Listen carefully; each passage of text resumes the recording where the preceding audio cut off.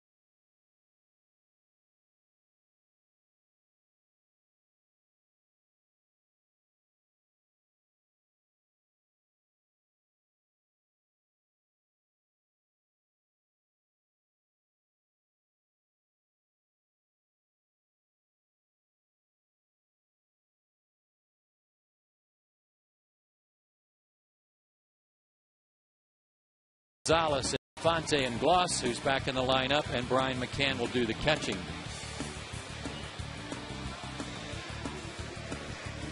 The umpires for this series and for tonight: Doug Eddings behind the plate. Dana DeMuth is the crew chief. He'll be at first base. Angel Campos at second, and C.B. Buckner will umpire at third. Big crowd on hand tonight, and some credit to them, Ernie, for sticking it out through this lengthy rain delay. And I mean to tell you, folks, you couldn't even see the chop house from our booth. It was raining so hard about 5 o'clock. They had all kinds of standing water in the outfield. The ground crew did an outstanding job, and the fans very patient and rewarded with a special pregame ceremony for Tom Glavine. Here is the first pitch, and it's a strike from Tommy Hanson. Thanks for being with us tonight, folks. Getting a little late start around 9:20 for Game 2 of this series. 4 between the Braves and the Giants. Braves lead the East by 2. Giants trail in the West by 2. And Andres Torres leads it off with a single up the middle. Well, he picks up where he left off last night. Had 3 hits, responsible for both of their runs last night. Scored in the first, had an RBI in the second. This guy was a minor league free agent 6 different times. Kept getting released or had enough time in the minor leagues where he could become a free agent. Kept changing franchises, but he's found a home, I believe, in San Francisco. At the age of 32, he has broken through. So he's on with nobody out. Freddie Sanchez at the plate.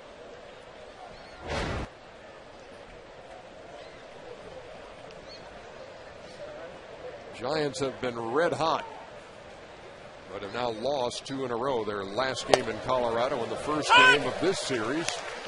Still, they've won 4 out of 6 and 10 out of 13 and are 15-6 since the All-Star break. It made up a lot of ground in that National League West to pull within 2 of the San Diego Padres. Padres won last night, so they did drop a game in the standings, but just 2 back. Sanchez, a former National League batting champion, takes outside, a ball and a strike.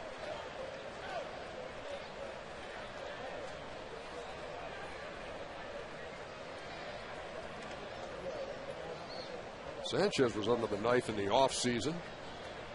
Left knee surgery and left shoulder surgery.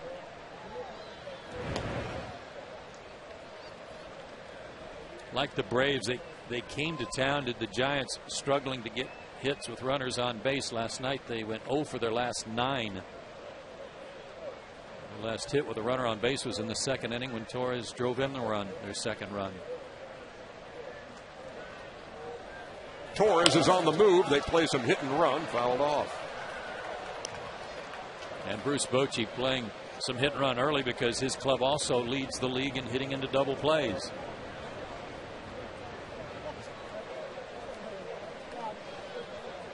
Sanchez took a shot toward right but fouled it off. This is a team that has stolen only 41 bases, which is 27th in baseball and second to last in the National League. So now Hanson delivers a 1-2 to Freddie Sanchez. Runner going again. Again, it's fouled off. Well, that's an area where Tommy Hanson, teams have picked on him. When they do get somebody on, they like to run against him because he's slow to the plate. He's trying to work in a slide step, change his delivery a little bit out of the stretch, but it's still a bit of a high leg kick that allows runners to get a good jump on him, especially fast guys like Torres, who has 19 swipes. And he almost got him leaning because he was taking that walking lead and just did get back. Good throw, too. Oh.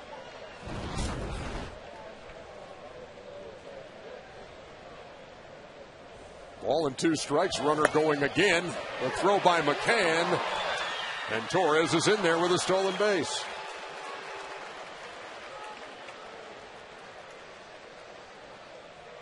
Number 20 for Torres. And if you are able to see it, he was well on his way by the time the ball even got to Brian McCann. The only chance they had was for Torres to slide off the base, and he didn't. So he's in scoring position, nobody out. A 2-2 due to Sanchez. This guy can handle the bat. Always been able to in the course of his career. Hits the ball to all fields and has a batting title to his credit. That while with Pittsburgh. He started with the Red Sox, then Pittsburgh. Giants got him at the trade deadline last year. Waits on a 2-2. To right. Jason Hayward catches it in stride and fires a rope to third. Torres gave him a little bluff, but had no intention of running on J-Hay. Well, Torres actually looked to Flannery at third base to see if he wanted him to come over, and Flannery was throwing up the stop sign right away. But he did go ahead and make the bluff, which is a good move. Might draw a bad throw.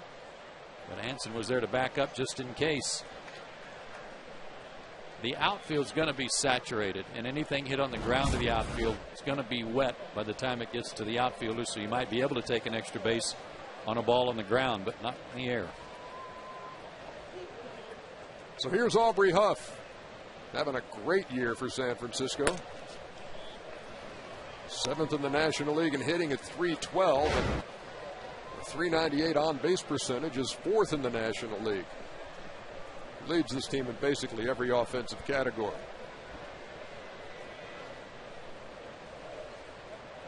He had a double in 4 trips last night. Now the runner going to third, and Torres has swiped another bag here in the first.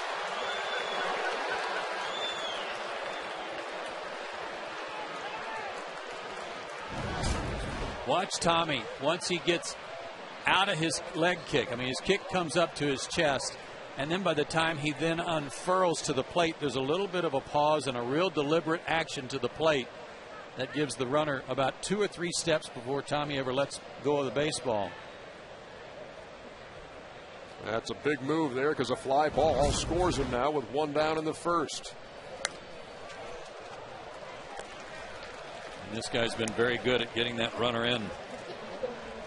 Also very good at hitting on the road, .324, which is 7th in the National. At 75% of the time, he gets that runner in from third with less than 2 outs.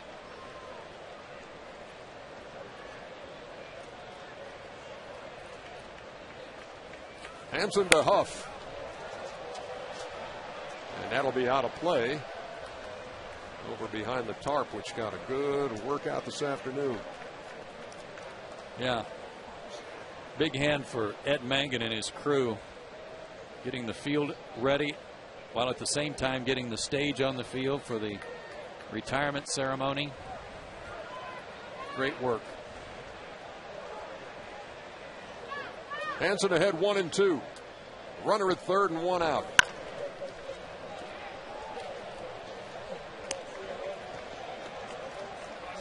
Hope you all enjoyed the pregame ceremony with Tom Glavine. He will be joining us early in this ball game. And a lot of those 47 jerseys and even the bases tonight honoring Tom Glavine. The 1-2. Stopped by McCann. 2 balls and 2 strikes.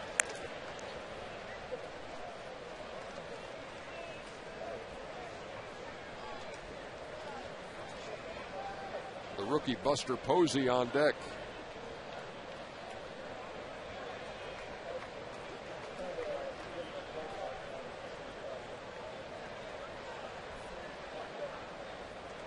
Torres leading from third. Here's the pitch to Huff. Grounded to second. That'll get the run home. Infante throws him out. So 2 down and the Giants on the board. And that's how Huff got the run in last night in the first inning. A simple ground ball to second with the infield back, but all set up by Torres with the leadoff single and the 2 swipes.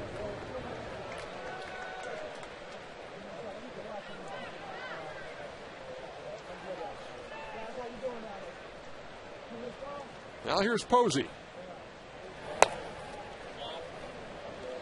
Got a bunch of folks from Lee County. Had a big church bus, brought a bunch of them up here yesterday, over 60, and friends and family also here, and he went 0 for 4 last night. Which was a real rarity because he had hit in 25 of his last 27 games going into the game last night. And he hasn't gone hitless in back-to-back starts since June 18th and 19th.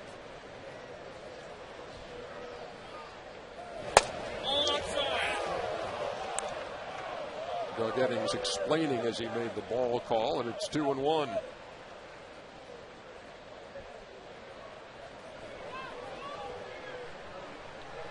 They went to FSU. Rounds to Chipper. That'll do it in the first for the Giants, but they do get on the board, just like they did last night. We're going to the bottom half.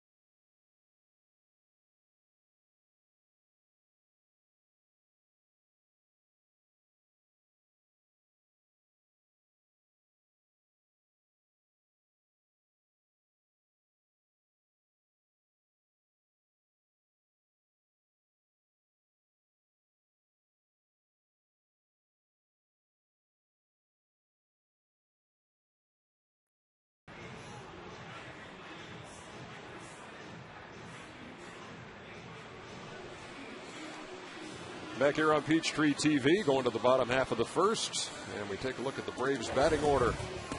Omar Infante leads it off. Jason Hayward second, then Chipper. Matt Diaz in the cleanup spot tonight, followed by Brian McCann, and Troy Gloss back in the lineup. He's had some success against Barry Zito.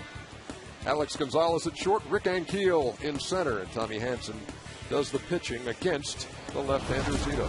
32 years old, 6'2", 205 pounds, out of San Diego. Pitched in some tough luck since the All-Star break. He's had no runs to work with while he's been in the game in his last 3 starts, and only 1 run to work with while he's been in the game since the All-Star break. Lifetime 3-1 against the Braves, having allowed only a 191 average against him against Atlanta. He faces Omar Infante to start things off in the bottom half of the first, and Omar takes a strike.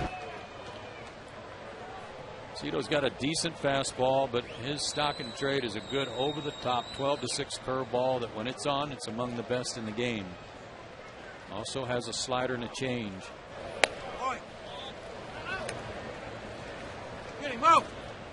All in a strike to Omar Infante. Boy, you look at the way his career has progressed, and you almost forget how lights out this guy was in Oakland.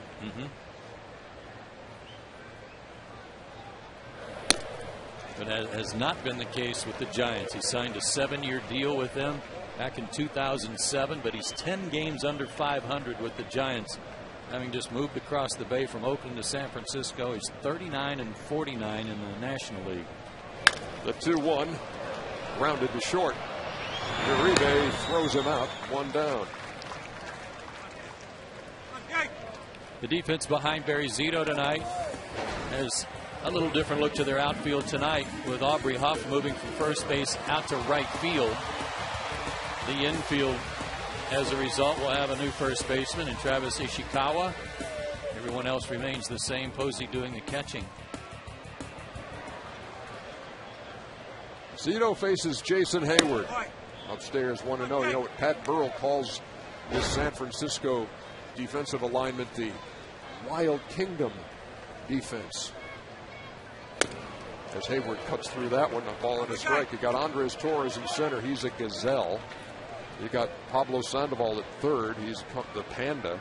And then he said you got two water buffaloes in left and right in Huff and Burrow. That's great.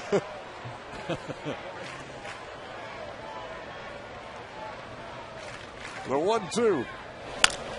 Grounded to first. Nice play by Ishikawa, and Zito got over there. 2 down. And that's probably not a play that Aubrey Huff makes when he's at first. One, because he's right-handed, would have had a crossover with his glove. Ishikawa's left-handed, a little better range and a little more athletic. Nice play. And a longer throw than you normally have to make with the pitcher covering, and it was right on target to Barry Zito, who got over there. 2 down. Now here's Chipper.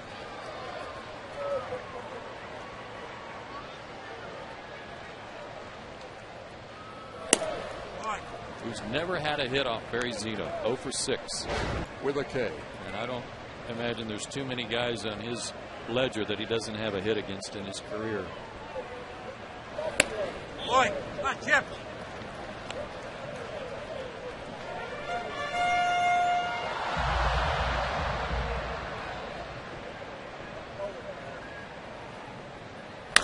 The 2-over is drilled to left. Back toward that wall. It's off the warning track, and that's a ground rule double. He is hitless against Zito. No more.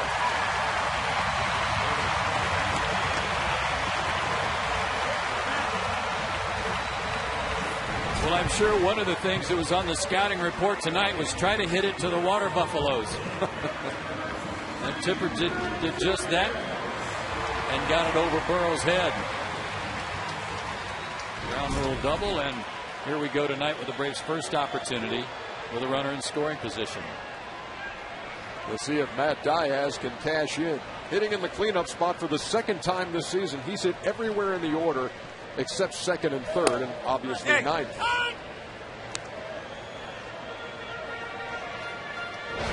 And after a bit of a slow start against left-handers, Matt's numbers are up. Hitting now .294 against lefties. And in his last 8 starts, just under 400. Boy, come on, D. That fastball at 88. He'll cut his fastball too. Try to run it in on right-handed hitters, but he's right around 88 to 90. Not especially overpowering, but just when he's on, that breaking ball and changeup are outstanding. Matty tried to hold up and did. 2 balls and a strike. Zito in Oakland, 102 and 63, including a Cy Young in 2002 when he was 23 and 5. Then he went 11 and 13 his first year in San Francisco, 10 and 17 with an 0 and 8 start, and then 10 and 13 in 09. Tapped up toward third. Sandoval on the run makes the play. And Zito gets out of that one. We head to the second. Giants on top, 1-0. Tom Glavine's next.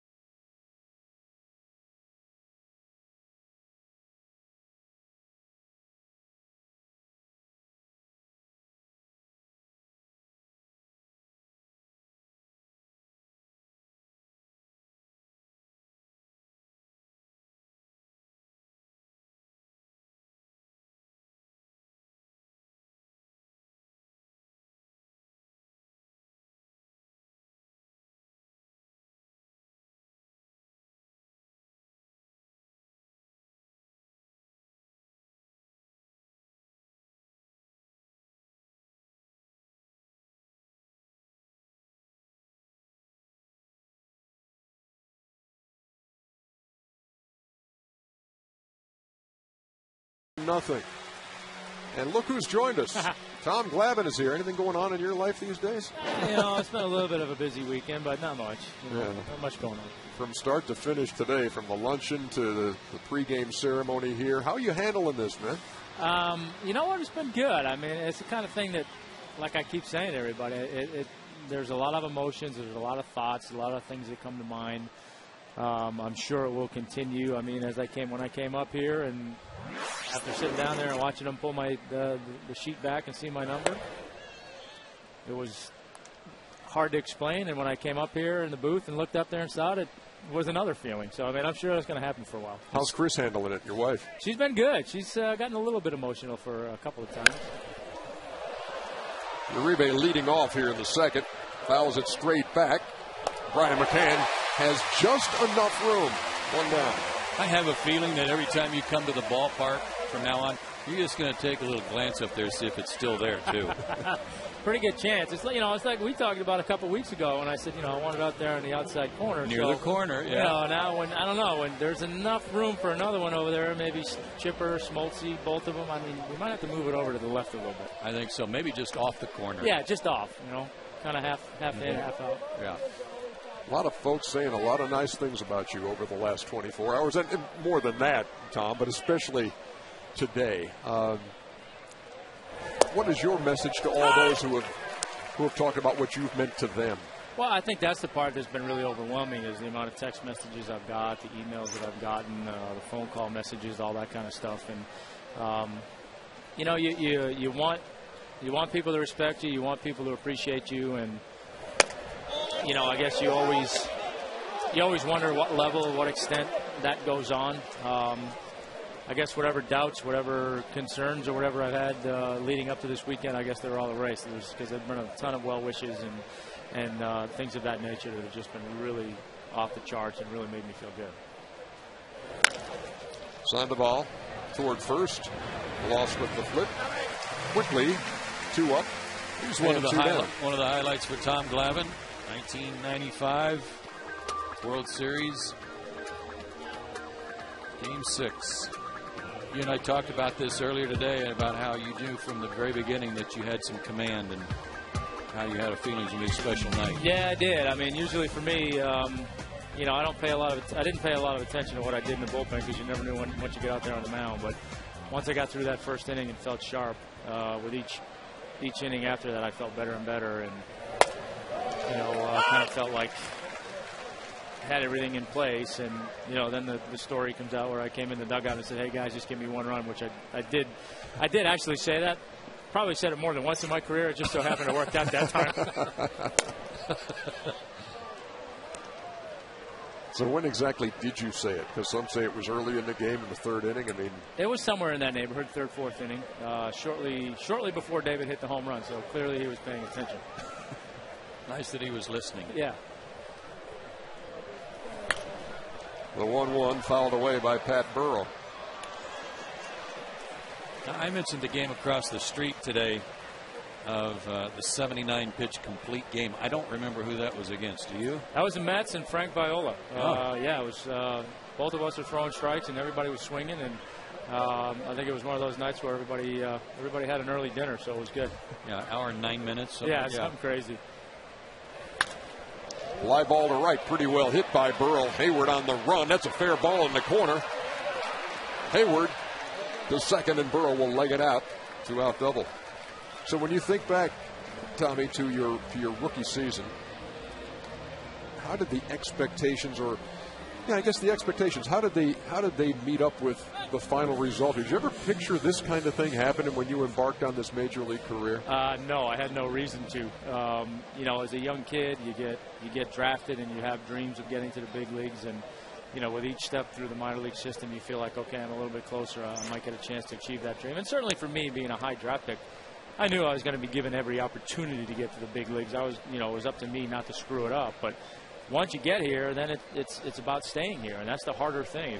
You talk to guys, it's not getting here is not the hard part. It's staying here that's the hard part. And there was nothing early in my career that gave me the indication that I was going to have a long career or a Hall of Fame type career or any of those things. I mean, like we've talked about so much, I lost 17 games my first full year, and had a good year my second year, and then had an under 500 year the third year, and not coincidentally, I don't think 1991 everything kind of came together. But that was the same time that we had a good nucleus of young players coming up. Myself and Avery and Smoltz were here, and you had Ronnie Gantz and Lemmer Blauser. Then we brought in TP and Sid Bream, and all of a sudden we went from a team that couldn't play much defense to a team that played really good defense. And that's really what helped all of us pitchers more than anything, is that we knew the guys behind us were going to make plays. After the intentional walk to Travis Ishikawa, first and second for the pitcher Barry Zito. No respect for the pitcher. It's all right. Well, now wait a minute.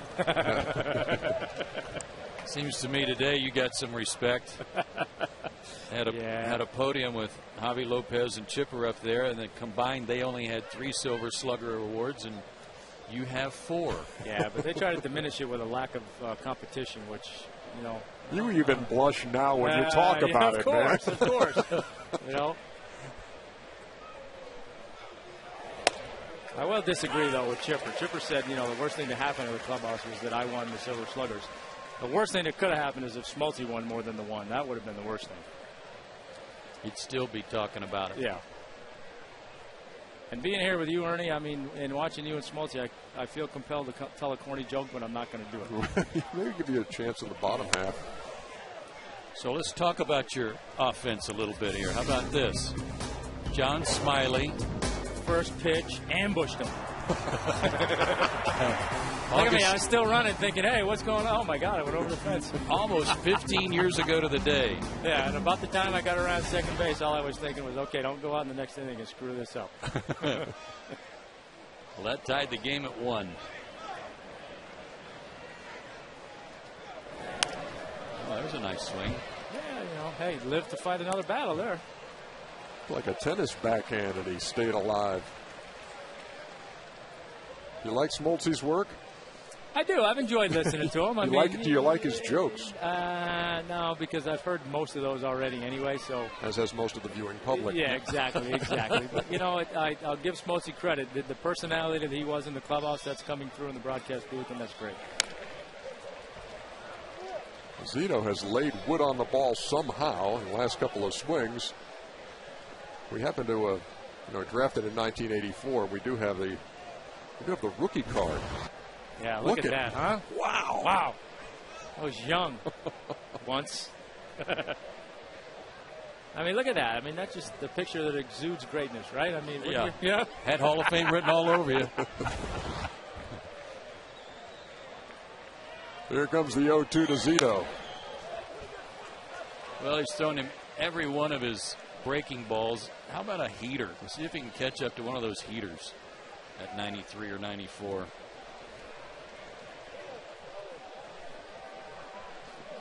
We do, by the way, have another rookie card to be shown at some point in this half inning.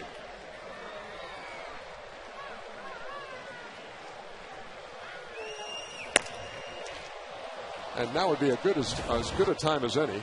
Oh, young Joe Simpson. Wow, look at those glasses, huh? Oh. Wow. Man, how did that welding job go? Real good. Yeah.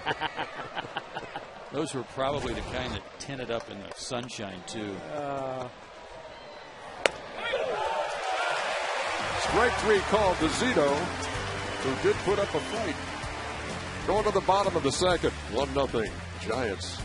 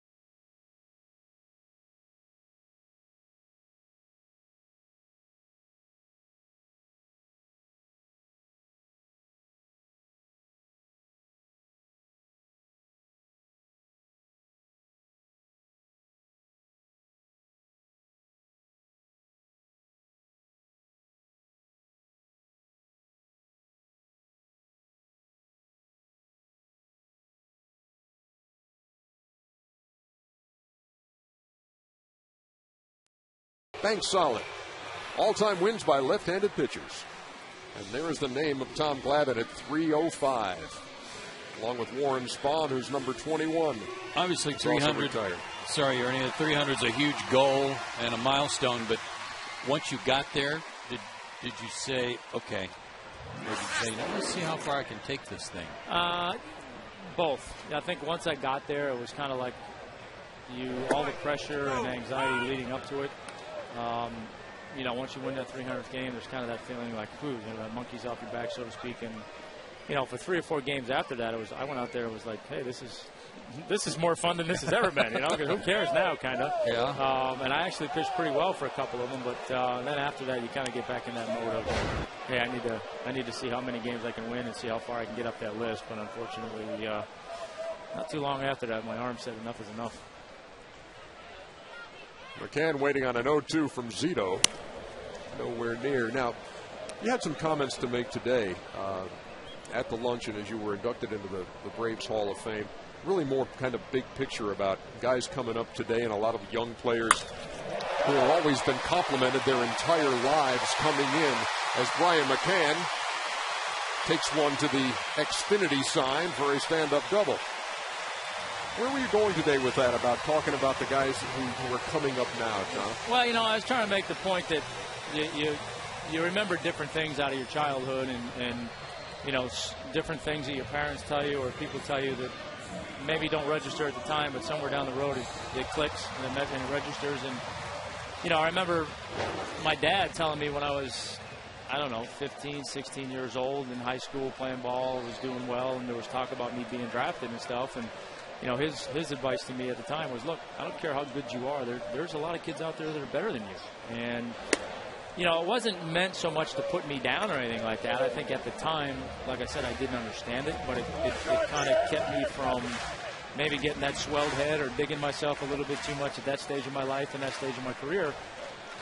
But what he was really trying to tell me, and what you explained later, was, you know what, there's going to be guys that have more talent than you, and you can't control that, but you can control how hard you work. And if you don't allow these guys to outwork you, then who knows what will happen. And you know, that's kind of became the signature thing for me, my stubbornness and I guess my work habits. I mean, I wasn't the hardest working guy in the world per se, but my routines were pretty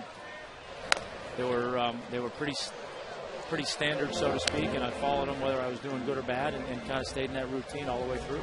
Well, you praised the training staff for always helping you be able to take your turn. Never on the disabled list in your first 18 years in the big league, something like that. And one thing that I remember Greg Maddux saying about coming to Atlanta that I thought was one of the best compliments a teammate like him, because of his success, could ever pay you. And that was, he was asked, what did you learn when you came to Atlanta? You already were a Cy Young winner and all that. And he said, well, I learned from Tom Glavine that you can pitch and not be 100%, that you can go out there. Good change up from Zito, but you can go out there and pitch well and give your team a chance to win even when you're not 100%. And I thought that was a great compliment to you. No, it's a huge compliment, especially coming from a guy like that.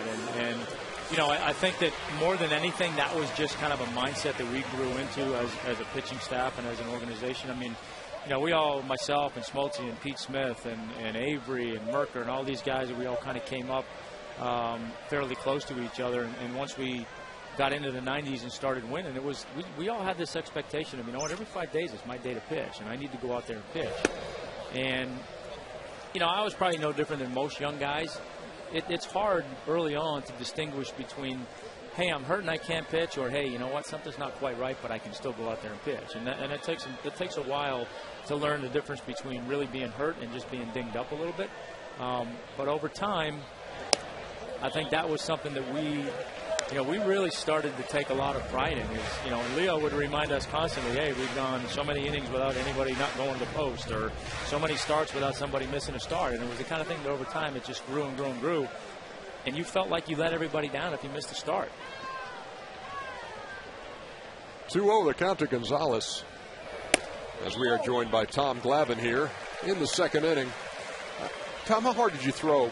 When you were drafted, how hard were you throwing? I was low 90s guy in high school a little bit, and even when I got to the big leagues, I was 90, 91, 92 at times. Because everybody now throws 98. Yeah, I would. I think in today's game, being left-handed, Greg and I used to talk about that a lot. Towards the latter part of us being teammates. As a left-hander, I probably would have still gotten drafted because of how I threw and being able to throw strikes, but most importantly because I was left-handed and breathing. Somebody would have drafted me because of that. But there's no way I would have been a second-round pick. And for Greg, with his style of pitching and being right-handed, there's no way he would have been a second-round pick. But that's the way the game has changed. I mean, it's like I've said before in some of the broadcasts that I've been on. The game offensively has taken the turn that we want power. We figure we can teach guys to hit, and it's almost soft liner on a hop to short.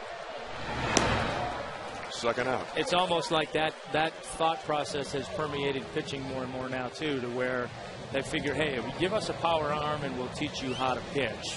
And the guys who maybe don't have the power arms but already know how to pitch, they're getting less and less of a chance nowadays, and it's unfortunate, but that's kind of the way the game's going a little bit. Here's Rick Ankiel with 2 down now, and Ryan McCann still out there at second after a leadoff double.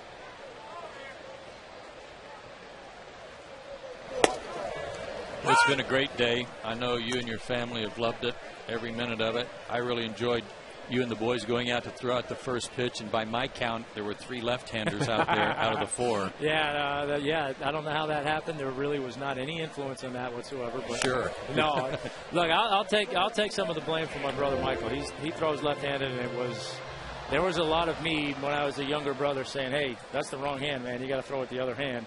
But with my boys, I don't know. They've all kind of picked things up with their left hand and moved on. Now I'm a little bit worried about Keenan as a 1-year-old. He's showing a little bit too much right-handed dominance. And Keel chased it upstairs for the 3rd out. Tom Glavine, thanks so much. It's really been a pleasure watching you today and watching your career and everything you've been getting on this day. It's my pleasure, and I appreciate the time and all the good words. Thank you. You deserve it all. Tom Glavine joining us here. 2 innings in the books on Peachtree.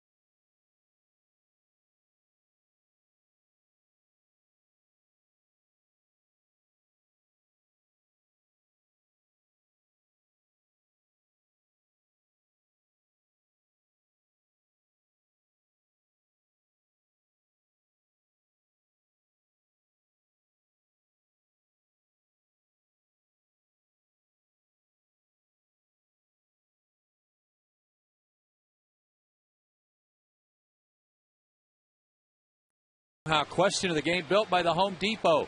And if you have a question for us tonight, send us an email, and if chosen, we'll answer it later in the game. Send your email to braves@peachtreetv.com, and please include your name. And remember, more saving, more doing. That's the power of Home Depot.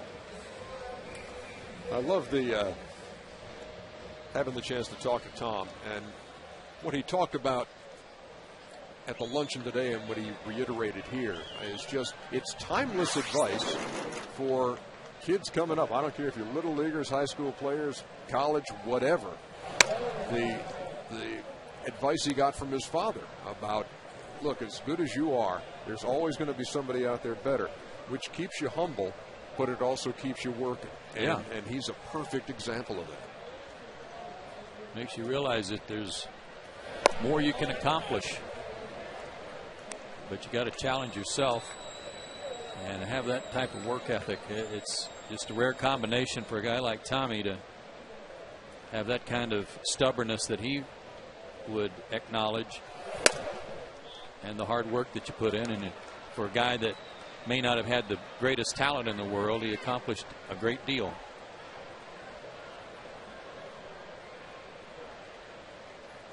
Well, the Giants' leadoff hitter, Andres Torres, ahead in the count, 3-0. Hansen gets the automatic over. This guy's been a tough out. Singled to lead off the game, stole second, stole third, came home on a ground out by Aubrey Huff. That's the only run of the game as we play here in the third. Skied toward right. And Hayward puts it away, 1 down. Well, Torres may not look it. I mean, he looks like kind of a scat back type guy, but he's 5'9", 190. Very solid. Talking about the fact he hit a home run off of Steven Strasburg and has gone deep into the McCovey Cove over there in San Francisco. And Bruce Bochy saying, man, it's dynamite in a little package. He's only 5'9". Got some serious pop. 11 home runs on the year with 45 runs batted in. This is Freddie Sanchez. 11 home runs for Torres, 8 in his last 28 games. What a boost to their lineup. Nice pitch. 1-1.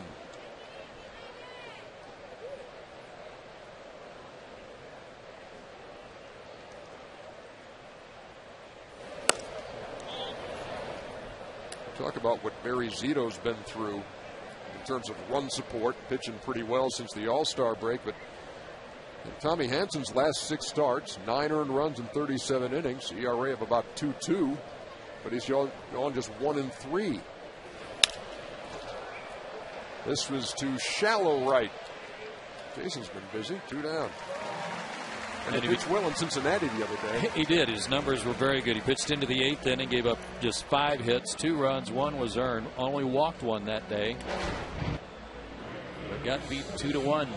There is ERAs by month. And if you take away the 2 bad starts, May 20th against Cincinnati when he gave up 8 runs in the 2nd inning, and June 22nd at the White Sox when he gave up 9 earned runs in less than 4 innings, his ERA would be 2.74.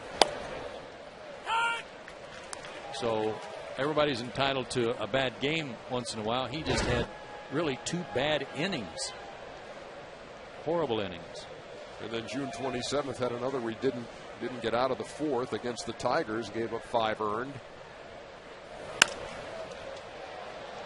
Well, I think the last 2 games coming into this start, he had done a good job of getting back to his fastball. He'd kind of gotten away from it, not using it as his number 1. And I don't know if he was concerned that other teams were kind of figuring him out or catching up to him and he couldn't rely on his fastball.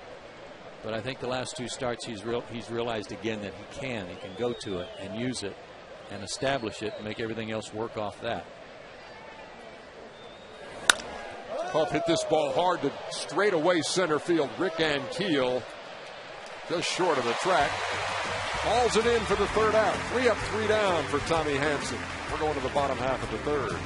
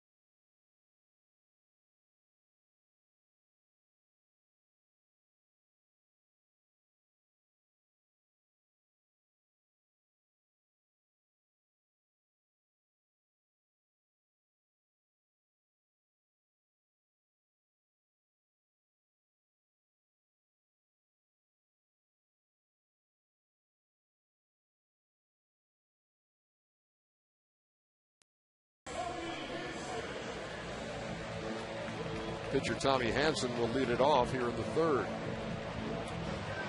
I want to say hello to an old friend of the Braves franchise. Roy Hartsfield up in Ellijay, Georgia. Been under the weather a bit. Hope you're feeling well tonight. A great career beginning at West Fulton High School. He played second base for the Boston Braves. Played for the Crackers when he was 17. No kidding. Before going to Boston, and then first manager of the Toronto Blue Jays. I was just going to say, I know him as a terrific manager in his days in the big leagues, and hope he's doing well. A ball and 2 strikes. And Barry Zito has struck out Tommy Hanson to lead off the third. He has struck out 3 of the last 4. His last start was a frustrating one. He got no decision, Zito. His team won 2-1. He left after 7 innings, having given up only 1 run, but he didn't have any runs to work with. And they came back to win the game and took him off the hook.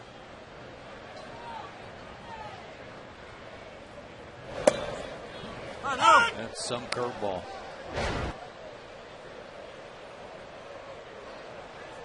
Works effectively not only as a breaking ball, but also as a changeup because it's about 79 miles an hour.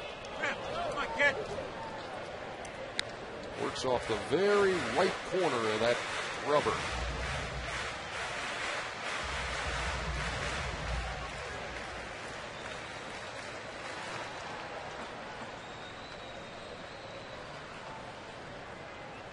He's ahead 0-2.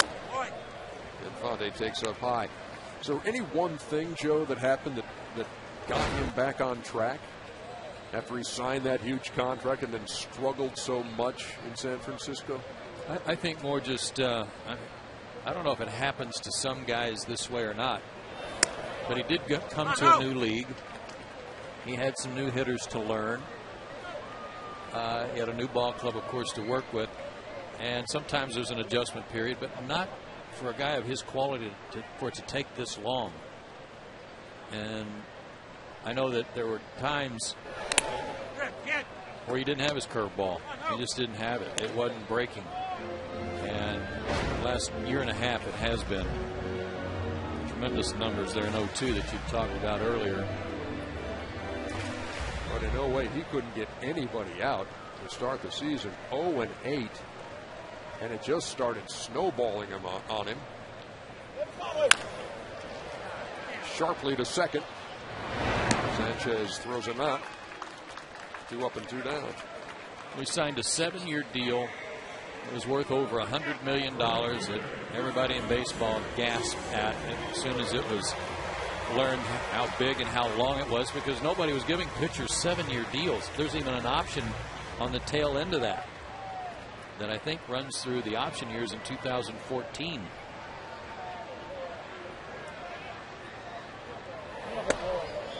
Come on, Jakes. Come on, kid. Breaking ball to Hayward. High ball and no strikes. He grounded to first. His first time.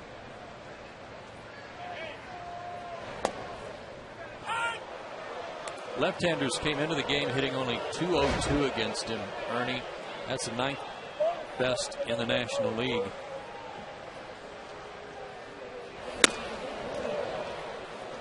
And that fastball at 87, but after the curveball and a slider, all of a sudden it's elevated, it looks hittable, and it's by you, even though it's not that hard.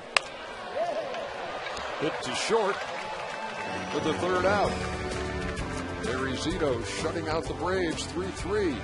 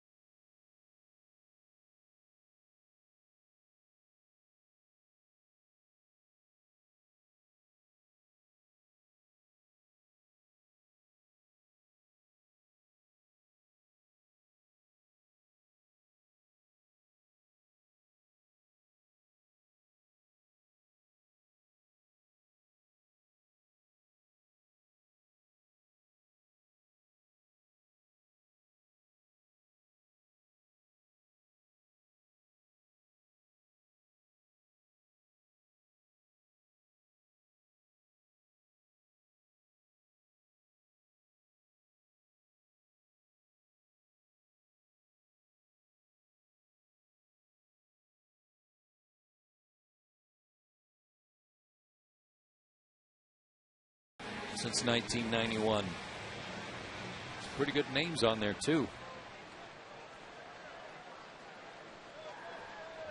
47, 31, 3, 35, 44, 41, 21. Those retired Braves numbers up there as Glavine's added to it tonight.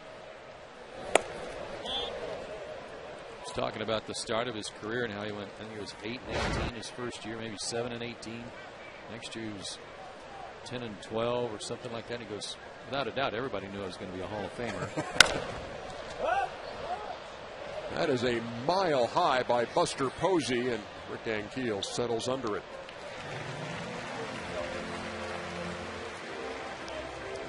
Well, they've kept the kid under wraps so far in this series. But this has not been a ballpark that's been kind to the Giants. We talk a lot about how the Braves struggle playing in Florida and in Washington, even Cincinnati in recent years. But for the Giants, their all-time record at Turner Field is 17 and 34 after last night's loss.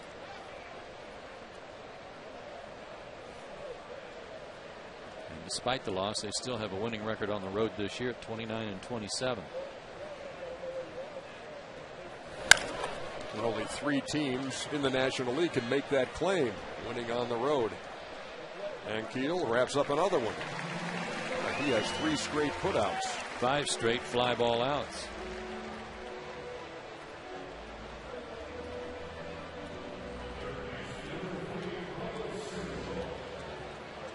Here's the Kung Fu Panda.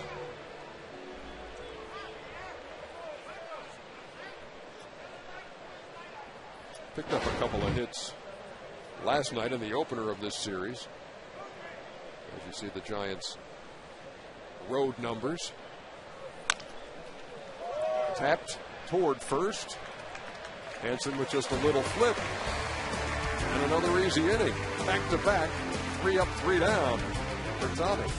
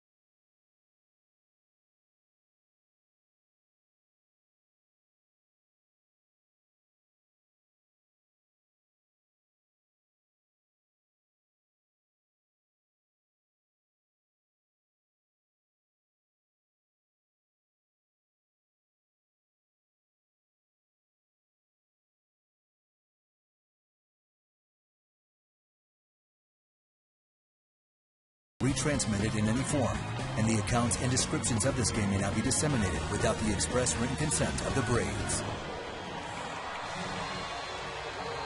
Bottom half of the 4th inning. Joe, those doggone Phillies won again tonight. Mets actually led them at one point 2-1, but Phillies came back to put them away. They won 5 in a row. And 13 out of 15.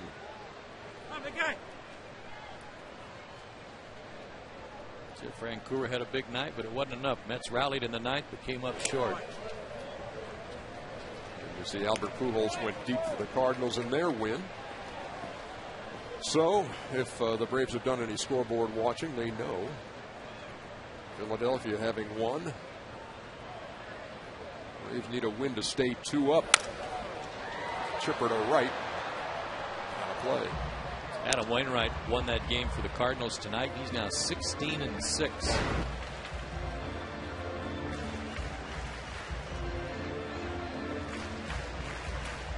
A couple of guys who have struggled against Barry Zito have found their range tonight. Chipper and McCann. Well, the one that hurt was McCann's. Chipper got his with 2 outs. Diaz grounded out to end the first inning, but Brian led off the second inning with a double, and the Braves never advanced him. Questionable call on Troy Gloss for his called third strike, though, from Doug Eddings. To shallow right. Huff on the run. 1 down. Huffing and puffing. Yeah. Gets around all right for a water buffalo.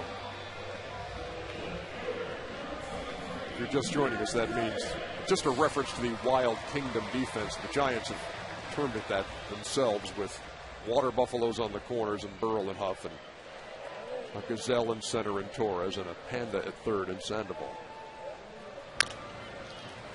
Rounded to short. Uribe throws across. 2 down. Braves have 2 hits, both those doubles by Chipper and McCann.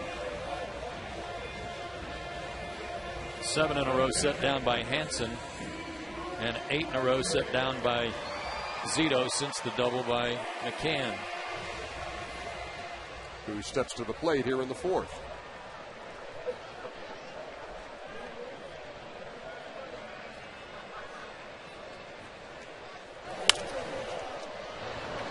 First pitch swinging.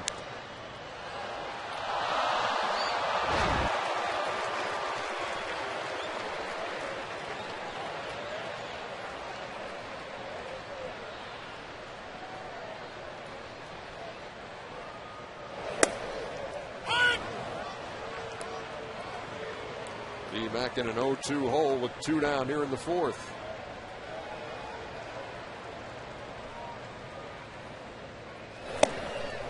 And there is strikeout number 4 for Barry Zito. He's mowing them down as we go to the 5th.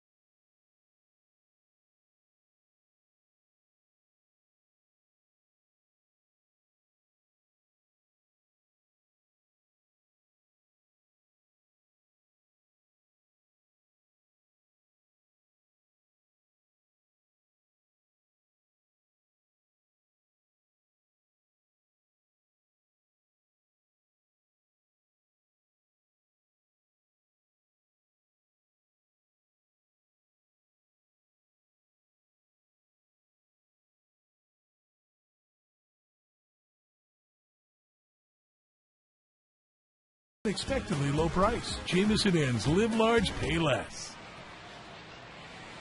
Well, the first batter of this game, Andres Torres, singled, stole a couple of bases, scored on a ground out. That's been all the scoring through 4 as we head to the 5th. 7, 8, 9 coming to the plate for San Francisco. Pat Burrell doubled his first time.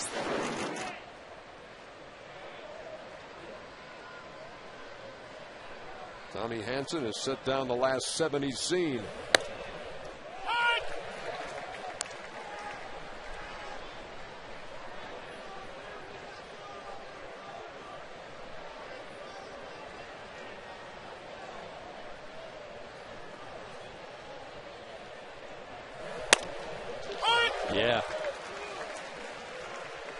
fastball right up under his hands.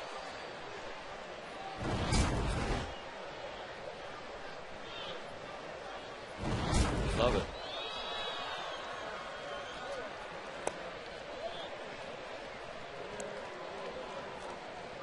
Burrell, a guy who's found new life here in the San Francisco uniform after several good years with Philadelphia and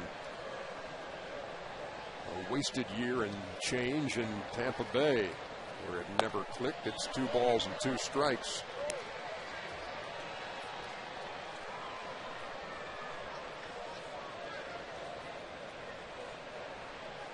I know he was born in Arkansas, but he grew up in California, so maybe a return to that state has inspired him. He tried to overcook that curveball and didn't get it to break as much as he wanted.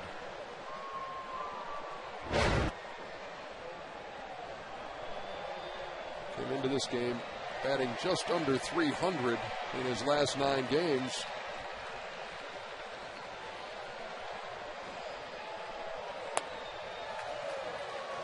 And Tommy loses him to start off the 5th.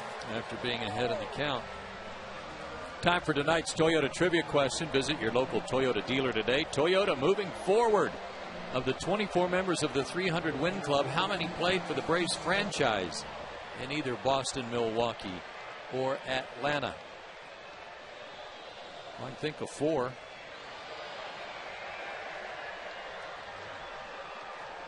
Necro. We saw Phil down here tonight. Maddox. Glavine. Spahn. That's easy because I just look up the numbers up there. I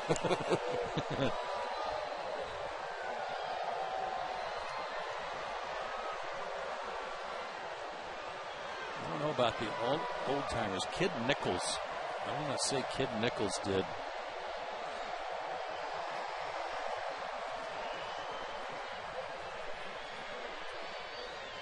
Travis Ishikawa fouls it. He was intentionally walked his first time after Burrell's 2-out double. Walked him to get to Zito, who was called out on strikes. He bats now with a runner at first and nobody out. This guy just wants to get out of town. He just wants to get out away from AT&T Park. He only hits 195 at home, but he's hitting 364 on the road.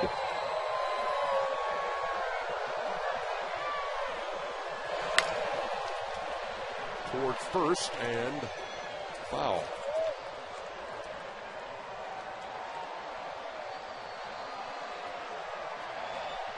And that's a flip-flop from last year.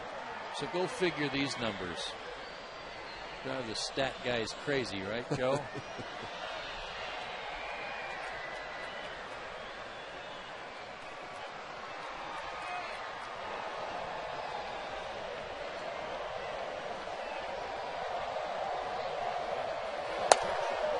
Inside and missed.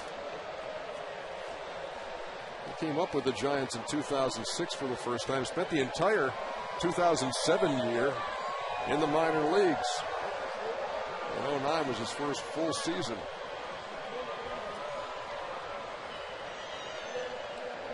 Playing first base tonight in a starting role. Fouled that off his foot.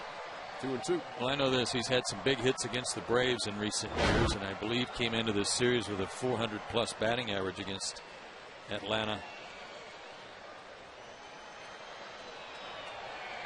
So you got a guy that was drafted in the 21st round at the plate, hitting right at 300, and you got a guy who was a 22nd round draft pick on the mound. He was a pretty fair country pitcher.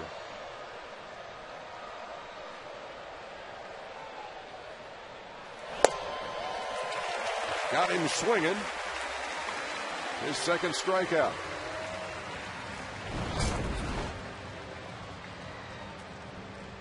Fastball, maybe a little two-seamer that was running away from Ishikawa and had a little sink to it as well. Great pitch.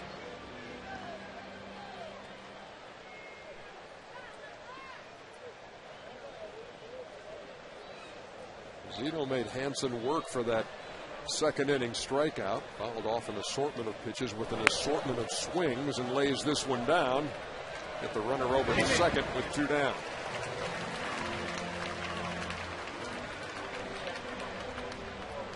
That is his 13th sacrifice bunt, most in the National League. He had been tied with Ryan Dempster of the Cubs coming in. Made that look very easy. A lot of guys don't make it look that easy. No, he just kind of dropped the head of the bat down there, caught it with the bat.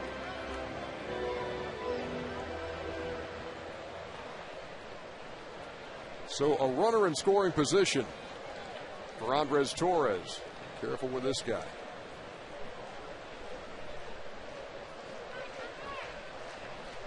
Four hits in the series so far. 3 of those last night. Led off with one tonight, a single. This ball hit to left. It should not be a problem for Matt Diaz. We're going to head to the bottom half of the 5th inning. Racing to get those bats going.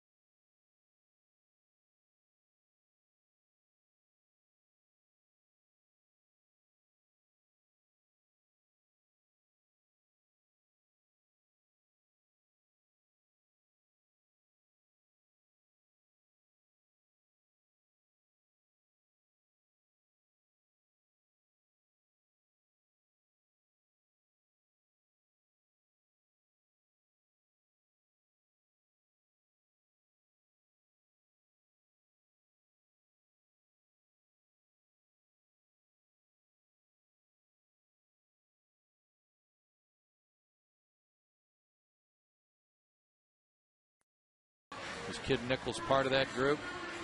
9 of them. And we did have Kid Nichols. Oh, and Cy Young with the Boston Rustlers.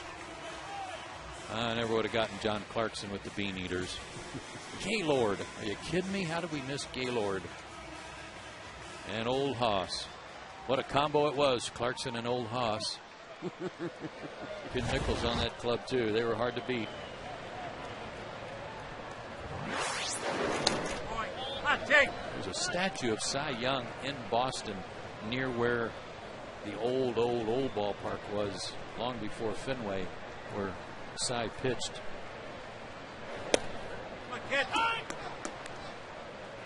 Should have known that. It's all right. Shake it off. It's all good. Gaylord will be here Sunday, and he'll razz me for not throwing his name in there. Troy Glaus, a strikeout victim his first time. Was caught looking in the second. He has 3 career home runs against Barry Zito. It's 10 out of 41. Coming in with 12 walks and 10 strikeouts. He waits on a 2-1.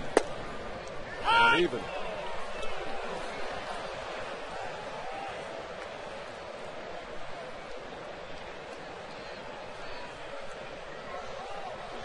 Troy's had a few days out of the starting lineup. Back in there tonight against Zito.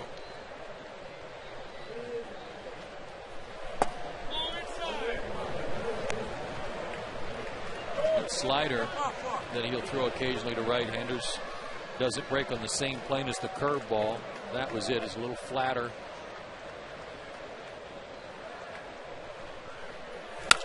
That ball's hit pretty well to left, but not well enough. Jumped off the bat, or appeared to. Now tried to run the fastball in on him and got the barrel to it, but Didn't quite go for him.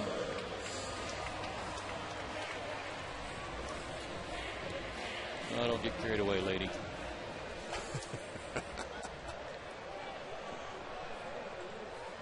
That's 10 straight set down by Barry Zito. Here's Alex Gonzalez. Barry Zito comes from a very interesting family. His parents, Roberta and Joe, met and married while working for Nat King Cole back in the 60s. His dad was Nat King Cole's conductor and arranger, and his mom was one of the backup singers. And Barry himself is an accomplished guitarist and published photographer.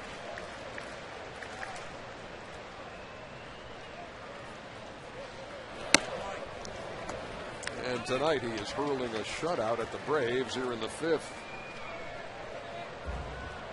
But he's fallen behind Gonzalez 3-0.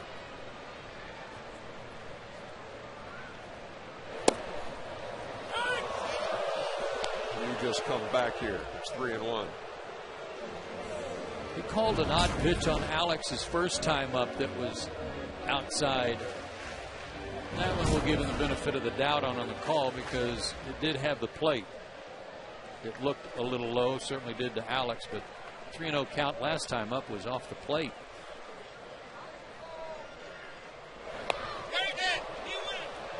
That hit his foot, but it's a strike. He swung. There's that big breaking ball. So it's a strike and not a hit batsman. If you swing and it hits you, that's tough luck as a hitter. But again, gives you some idea of the curveball from Zito. So the count full as Zito tries to battle back from a 3-0 count. By the way, I asked Alex today about the wrap that we thought was around his wrist and hand that loops around his thumb. Yeah. And it's a callus on the heel of his hand that had torn from all the BP. The knob of the bat kind of digs in there and causes a deep bruise, if you will, and that is just to pad that. To left. Going back is Burrow. That ball is gone.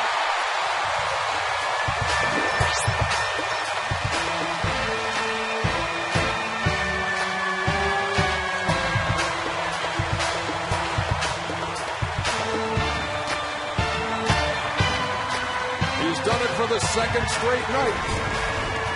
It was a 2-run shot that tied it last night. The solo makes it 1-1. One of the first mistakes that Zito's made with his breaking ball tonight. He left it up. And number 20 on the year for Alex Gonzalez. Another big home run. His third with the Atlanta Braves, and it ties the game at 1 here in the 5th.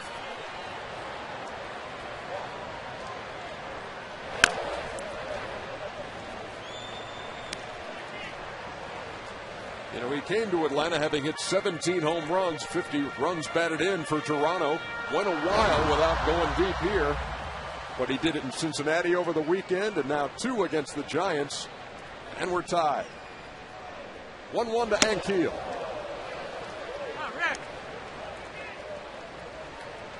Rick struck out his first time.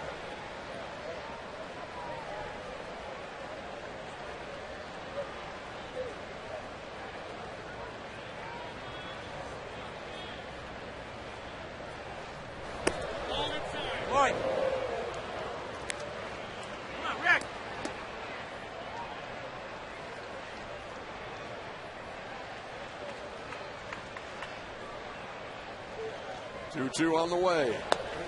Breaking ball missed, and it's full. Boy, you got to have a good eye to lay off that pitch. One that starts at the middle of the plate and breaks off.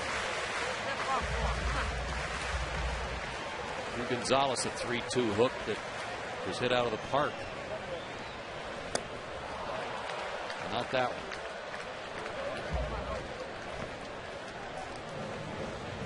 one. Fifth strikeout for Zito.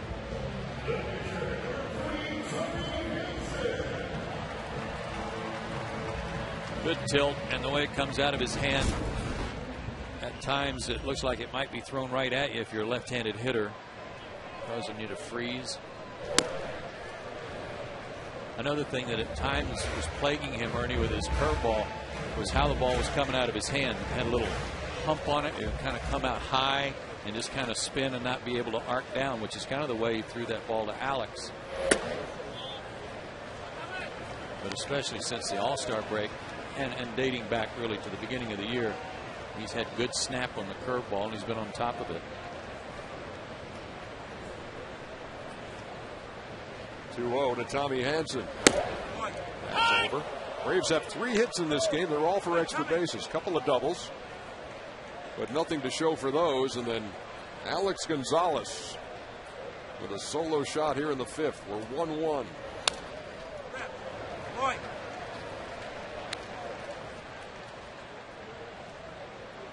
The long ball has paid some dividends for the Braves lately. 6 home runs in the last 3 games and just 5 in the previous 9.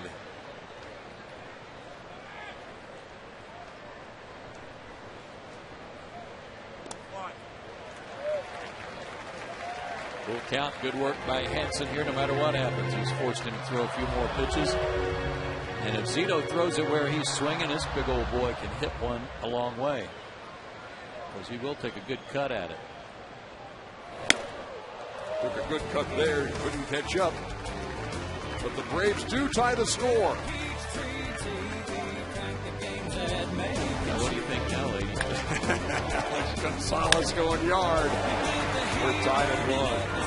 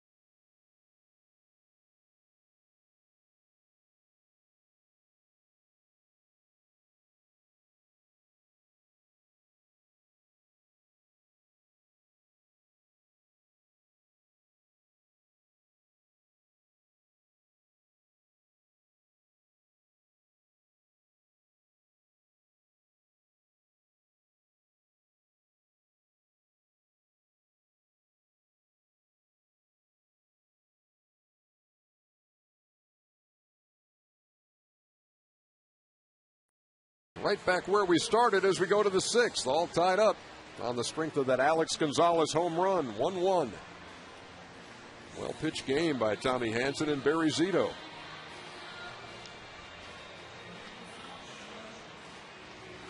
Tough, tight game, just like last night, game 1 of this 4-game series.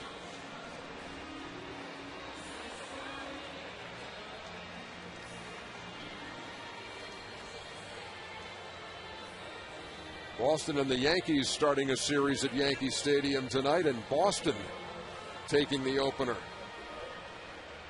They're trying to make a move with Kevin Youkilis out for the season. And they win the opener in the Bronx. Cleveland's beaten Minnesota.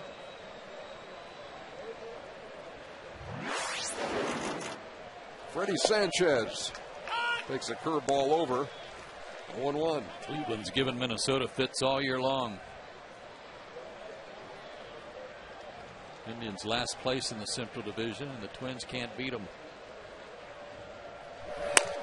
At American League East, though, especially Boston and Toronto. Boston's only 6 out. They're not out of the race by any means. But Boston and Toronto are going to have a lot to say about who does win that division, because they're both good ball clubs and they've got a lot of games left with the Yankees and Tampa Bay. To right. Hayward drifts back for the first out.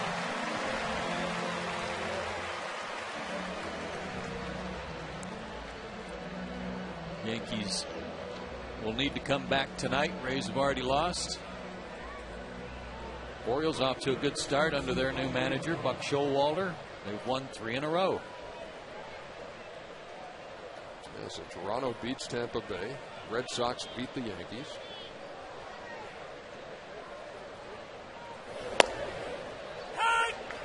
You know what? With all the Bob Davidson talk yesterday about that crazy physics-defying foul ball, Magic baseball, yeah, magic baseball. You almost forget what happened at Tampa Bay yesterday, that day game, when the ball hit one of the rings up there and it allowed the winning run to score. Yeah. I mean, scaffolding. I mean, it's crazy because you got those 4 rings, and if you hit a couple of them, it's a home run. If you hit one, and it lands in fair territory, it's a fair ball. But man alive, it happens here in August. I mean, if that happens in a playoff game or a World Series game or something like that, you just hate to see games of significance played in those kind of circumstances. Man alive. Have you ever been to that ballpark? Yeah, I've been down there. In fact, I was just down there over the weekend. Well, it looks like a circus tent underneath there with all the scaffolding. And you've got, because of all the scaffolding, you also have little miniature foul poles hanging in the outfield, and it's like an amusement park. Yeah, it's like it's exactly what it looks like when you're at the fair and you're rolling balls, or trying to throw balls through holes. Tap off the glove of Tommy Hanson. Infante still throws him out. He had the luxury of having Huff running, and that's 2 down. And it was a perfect opportunity, and I think Joe Madden used it that way as we look at this replay, as the carom off of Hanson to Infante to Gloss. There's all kinds of political stuff going on down there with the hunt for a new ballpark. Where is it going to be? Is it going to be in St. Petersburg? Are they going to move it the other side of the bay and all that stuff? But he looked at that and said, I mean, this is, if there's ever been an argument for a new ballpark, this is it. The home team lost a game on a pop-up. That's unacceptable.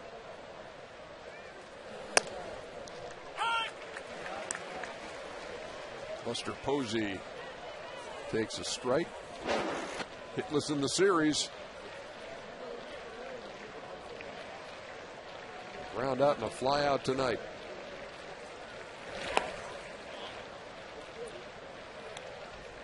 But Joe, you would hate to see a game of real significance decided in that way. It would be awful. And Major League Baseball's had to deal with some different circumstances in recent years. To third, Chipper bobbles, recovers, and gets it. And something like that in a postseason game would be just inexcusable. Another good inning for Hanson, though.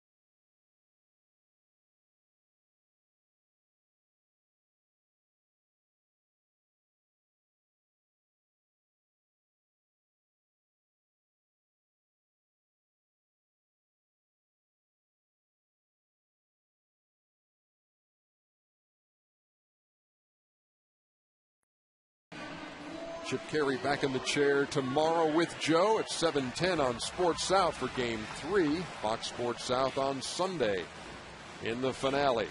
Then it's off to Houston.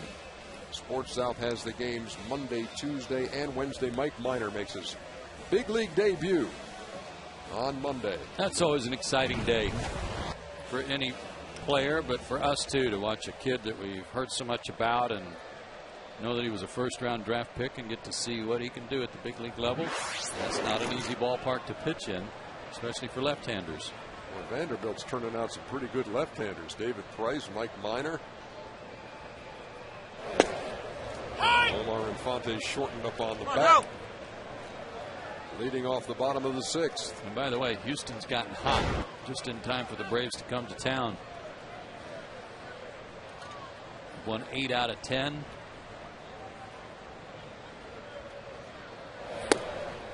Look at that tantalizing breaking ball. Huge curve there. So you give up on it. I mean, it comes out of his hand so high, you just say, okay, one got away from him. No. Stays 0-2. Houston beating Milwaukee tonight. They could move within a game of the Brewers for 3rd place in the Central Division. So the Astros trade Oswalt and Berkman and they catch fire. Go figure.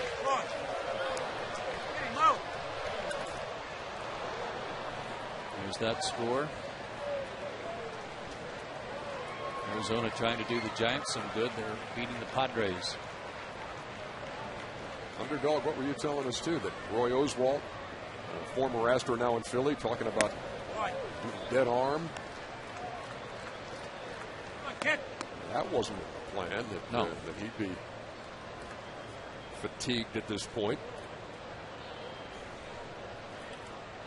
All in 2 strikes now to Omar Infante, who tipped it into the glove of Posey, 1 down. Well, as good as they are, and the Phillies are really good, they're still missing a lot of key players. And as improved as their starting rotation is with Oswalt, to go with Hamels and Halladay, it's no better than this starting rotation this Giants team has.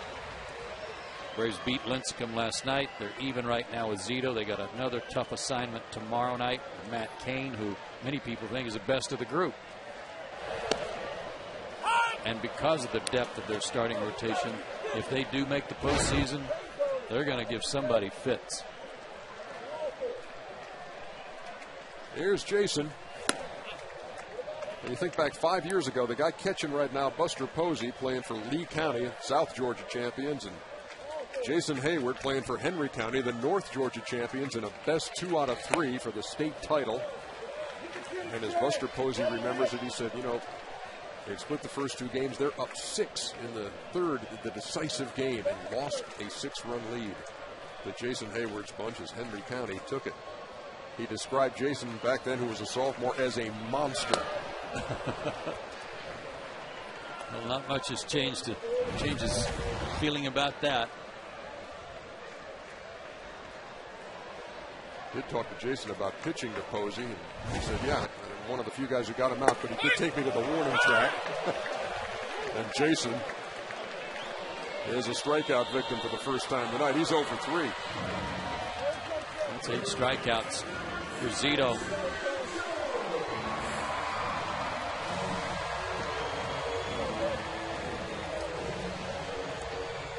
He's had a pair of 10 strikeout games, one in April, one more recent, July 16th against the Mets. He beat New York 1-0 when the Mets were in the midst of that road trip, that horrible road trip out west. Well, Alex Gonzalez homer made Zito mad. He's struck everybody out since. Chipper launches to left. Burrow is back. It's gone.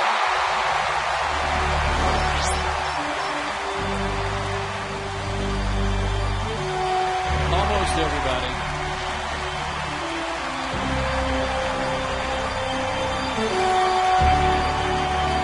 Number 10 on the year for Chip.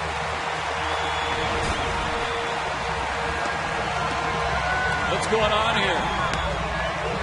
Braves are pounding some long balls.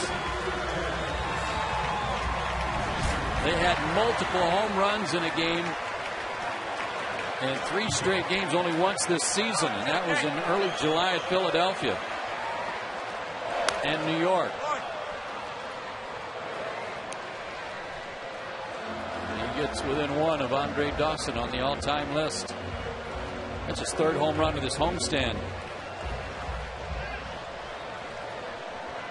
And it has staked the Braves to a 2-1 lead. Breaking ball, missed. Ball and a strike.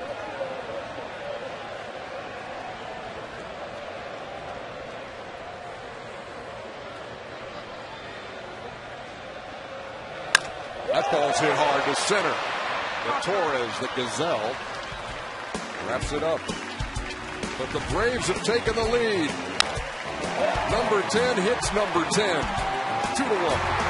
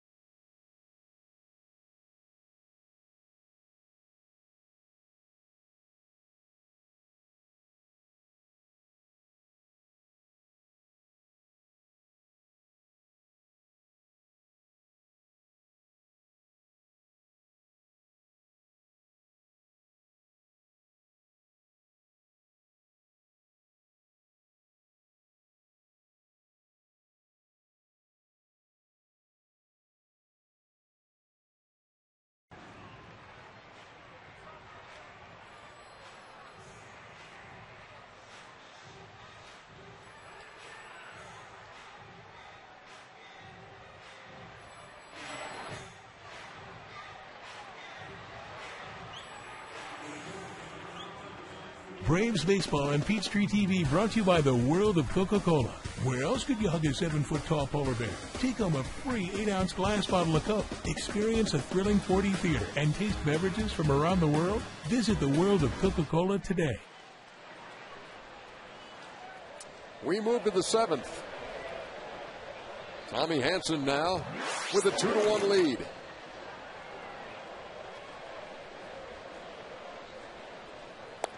Outside to Juan Uribe. Here's the home run again. Looked like a fastball that was up, and Chipper launched it. And Zito, when he got back to the dugout,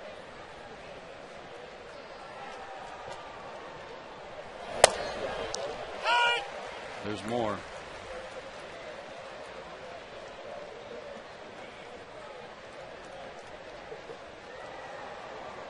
Had himself a little hissy fit. I would say so. 2-1. And the 1-1 to Uribe in tight. Now it's up to Tommy to get after it. His teammates have hit a couple long balls to give him the lead. He has retired 13 of the last 14. Just keep doing what you're doing.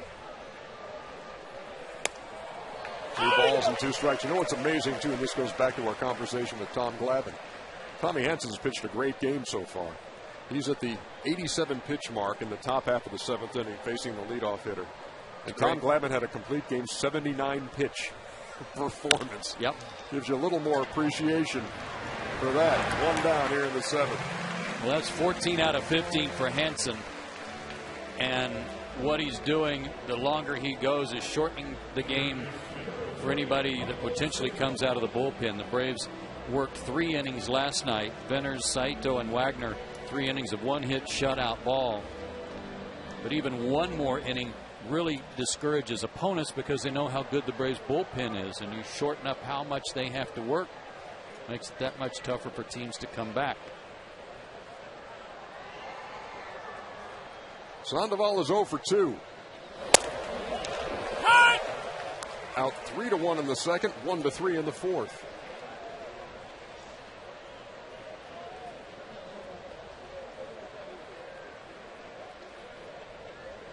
Guy who hit a lot of home runs last year has gone 156 at bats without a long ball.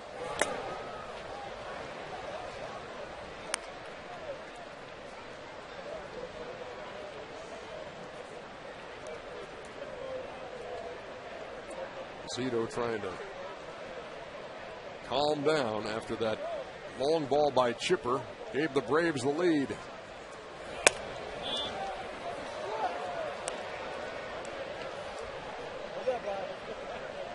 25 homers and 90 runs batted in last year for Sandoval. 6 homers, 43 runs batted in at this stage here in August.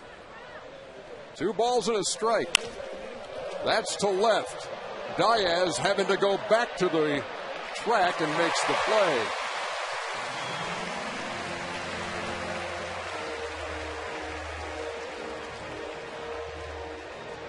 Join us this Sunday for Ultimate Kids Day at Turner Field. Kids 14 and under can take part in a pregame parade around the field, play free Scouts Alley games, meet Sid Bream and Gaylord Perry pregame, and run the bases after the game.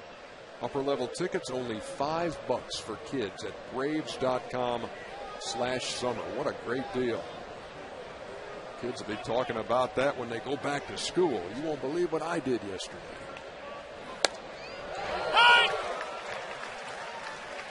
Great idea for all of them to come out and take part.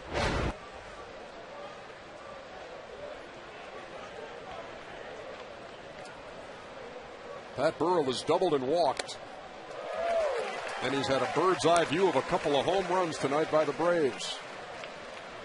Well, and again, Tommy's gone to his fastball in recent innings, working everything off that. Last pitch at 94, Burrell couldn't catch up to it. The 0-2. Slapped down there past Roberto Kelly, the Giants first base coach. Giants don't have a hit since Burrell's double with 2 out in the second inning. There was an intentional walk that followed that, and then only one other runner since then has reached, and that was a walk to Burrell leading off the fifth.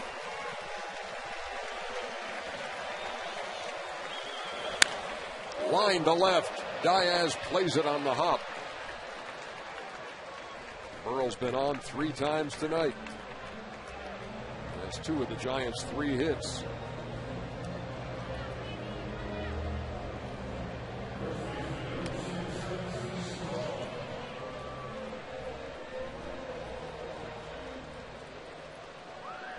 Here's Travis Ishikawa.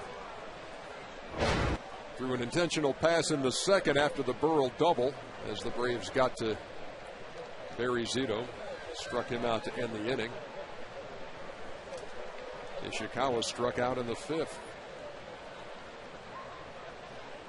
Zito is in the on-deck circle.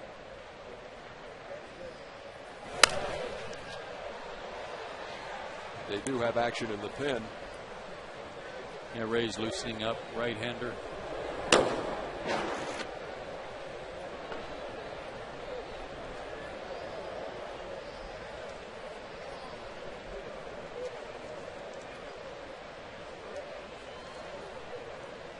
Burrell with a short lead at first with 2 down. And Tommy way ahead of Ishikawa, 0-2.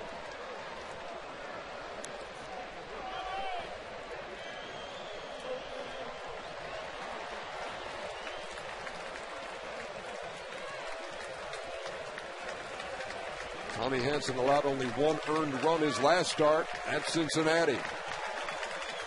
And he's held the Giants to just 1 run here tonight. That came in the first. He's trying to end the 7th in style.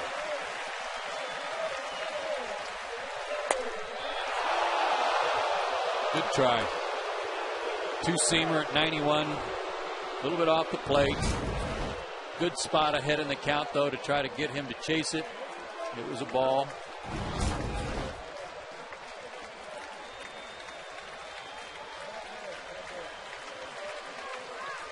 Here comes pitch 100 for Tommy Hanson.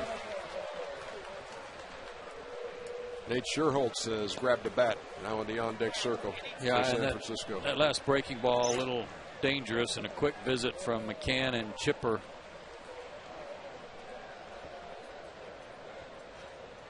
Johnny Venners and Peter Moylan again up for Atlanta. Johnny Venners has been in 18 of the Braves' last 26 games.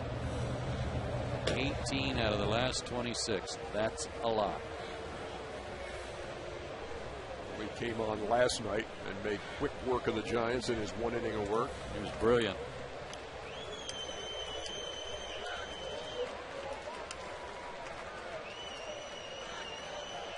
So a quite lengthy chat here between McCann and Hansen.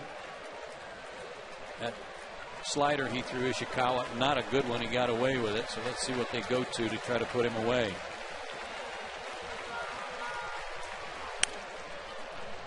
Took a little off, but a better spot that time and forced him to reach for it.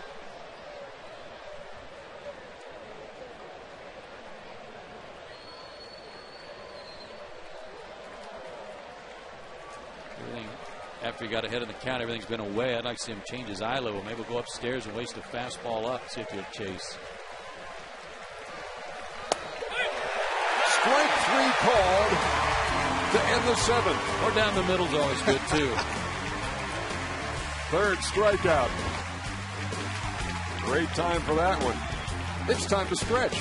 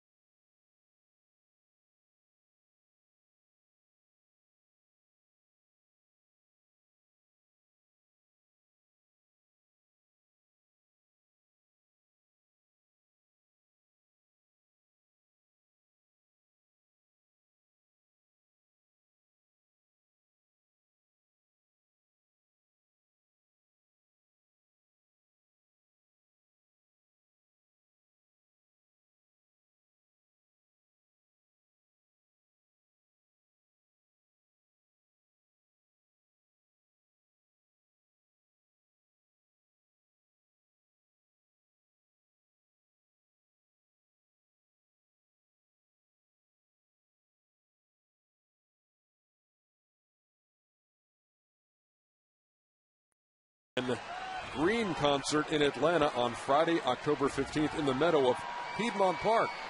Tickets only $55, and all proceeds will go towards care of Piedmont Park and its 53-acre green space expansion. Get your tickets starting at 10 a.m. on Saturday at livenation.com. All Ticketmaster outlets, or call 1-800-745-3000. The Eagles at where? Piedmont Park. You got it, baby. No peaceful, easy feeling for Brian McCann. No, not at all.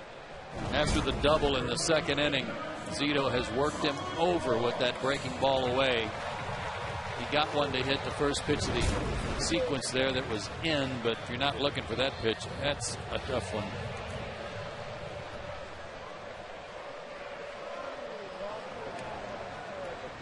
Troy Gloss 0 for 2 in his return to the starting lineup tonight. Took a called third. Flight out to left. Braves leading 2-1 in the bottom half of the 7th. Trying to make it 2 straight over the Giants and trying to maintain a 2-game lead in the National League East. The Phillies have already won tonight. Barry Zito's a guy who will give you a lot of innings. Last 3 years, number of starts with at least 7 innings of work. 32. That's out of about 35 starts per year, too, folks. That was his 103rd pitch.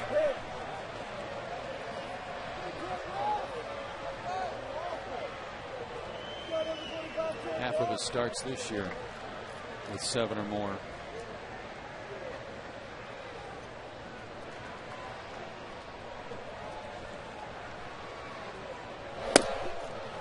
And when he punches out Troy Gloss for the second out. 10 Ks. Third time this year he's done that. You know, the Braves have kind of solved that problem of hitting with runners in scoring position, Ernie. Just hit some out of the ballpark.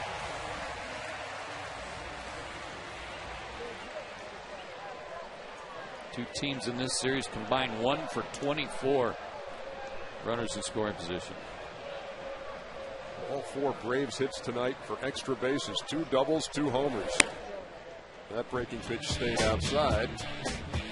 This was Alex Gonzalez in the 5th. 186 feet, the tail of the tape. That tied it. I mean, you can feel and sense the frustration from Barry Zito and his fit he had last inning because he's not getting any runs to work with. We already told you that he had not had any runs to work with while he was in the game in his last 3 starts. Tonight he got 1 in the 1st. That's all he's gotten. And he's throwing a 4-hitter and he's losing. He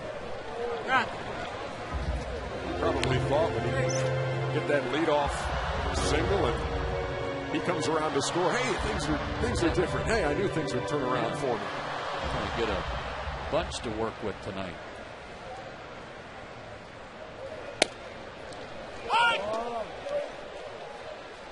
He's falling behind Alex Gonzalez 3-0 3 times tonight.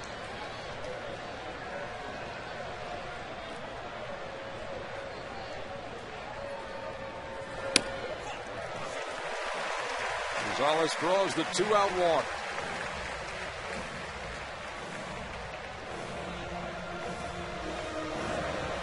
By my book, that's his first of the night. First walk. My book reflects the same thing. It also reflects 2 strikeouts of Rick Ankiel, who's up there now in the 7th.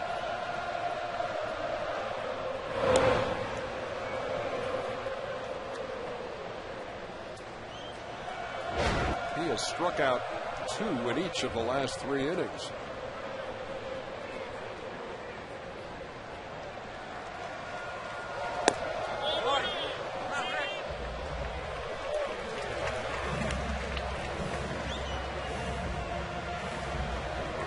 Strikeouts, Joe, 1 shy of Zito's career high.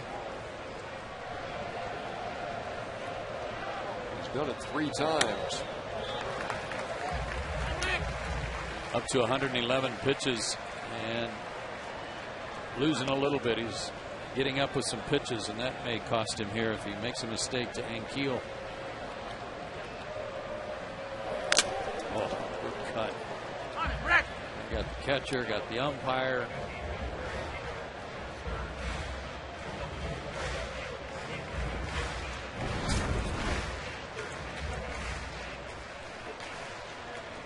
Mostly Doug Eddings. Yeah. Posey took one in the shoulder the other day on a foul tip from Ryan Spilborghs in Colorado. It was back behind the plate in game 1 of this series against the Braves. He left that game and Eli Whiteside came on because the shoulder kind of tightened up on him, but he's been in there for every frame of this series. 2-2 with 2 outs. Well, right back toward us.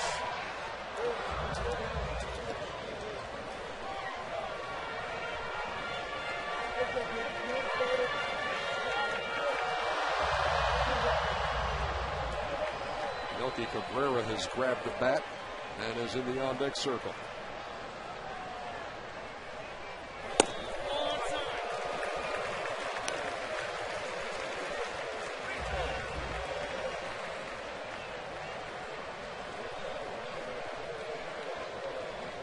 So a payoff pitch due to Rick Ankiel, and Alex Gonzalez will set sail for second. Should get a good pitch to hit here. Breaking ball missed.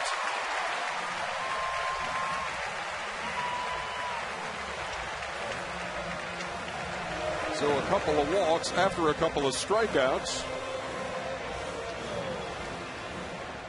And the Braves would love to have an opportunity here to pad that 2-1 lead. Bruce Bochy on his way to the mound.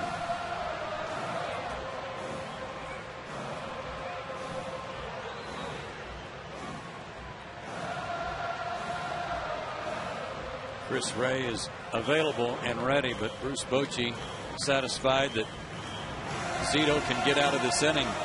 The pitcher's spot is due up first in the top of the 8th.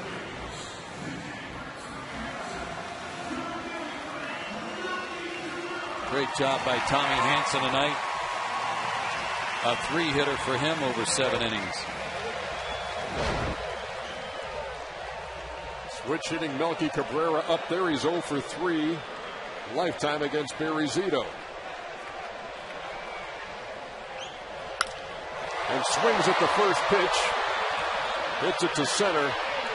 And Andres Torres makes the play. So the Braves put 2 on via the walk. Can't move them.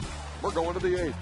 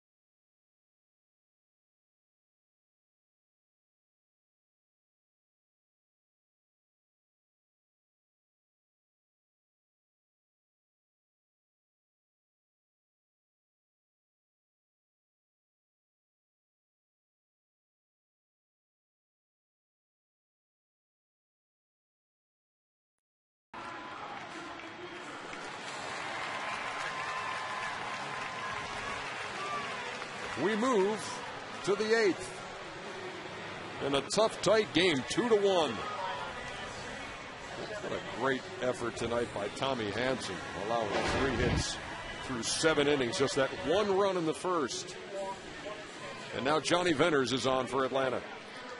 And this is his 19th game out of the last 27 for Atlanta. Outstanding last night. Got the Giants 1-2-3, and he'll face Aaron Rowan pinch hitting leading off the inning. Missed with the first one, 1-0.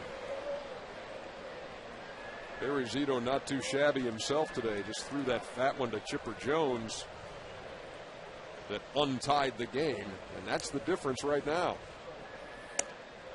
2-0.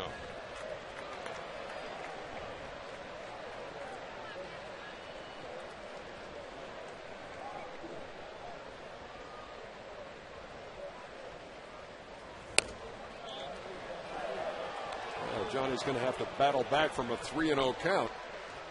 Well, this is his, dating back to July 20th, this is his 12th appearance. That's 12 out of the last 17 games he's pitched in. That's not counting the times he might have warmed up. That eventually is going to take its toll. A 4-pitch walk to Aaron Rowan to start the 8th.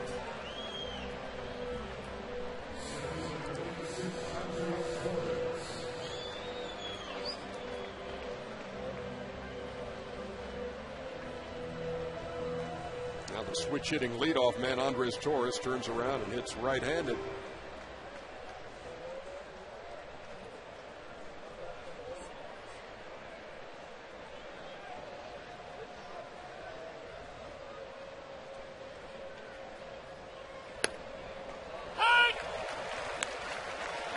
I was going to say maybe this is what you need to do, but Torres was hitting right-handed when he singled off Wagner last night in the 9th.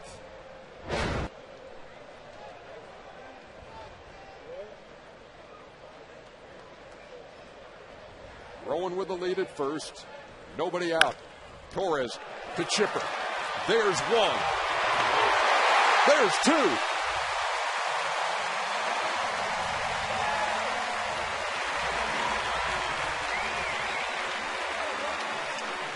Great feed from Chipper from an off-balance leap.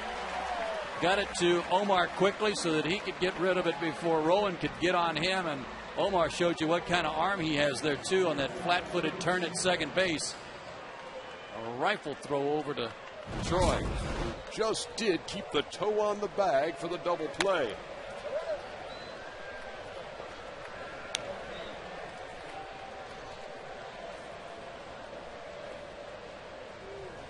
So the leadoff walk doesn't hurt. 2 down, nobody on for Freddie Sanchez. And that was good work turning that double play with a guy who can run in Torres. And again, it rears its ugly head for the Giants. They lead the league in that department. They grounded into 106 double plays. Braves have hit into 88 to give you some comparison. Brian McCann will have to throw down to complete the strikeout.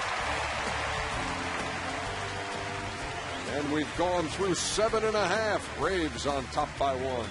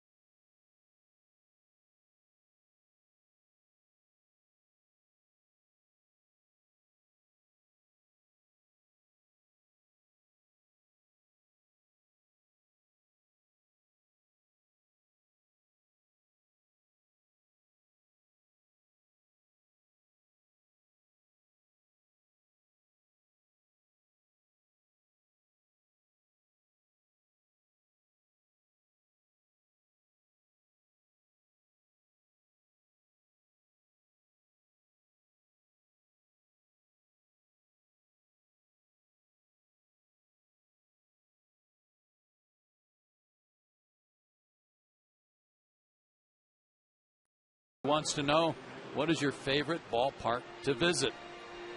And for me, Ben, in the National League, one of my favorites is the Giants' home park, AT&T Park, that's so beautiful out on the bay and great views of the San Francisco Bay Area. Just a gorgeous ballpark. It was the American League, Fenway Park. I'm with you on that. That is a special place. That's one of those parks that really transcends the sport. And really a thrill to watch.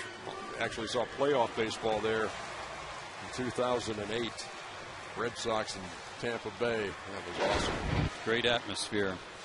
Chris Ray's on to pitch the 8th inning. He came over to the Giants from Texas in the deal for Benji Molina on July 1st.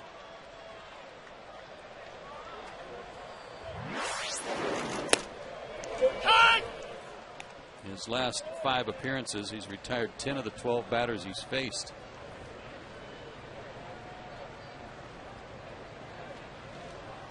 He's one of those guys who has come back from Tommy John surgery.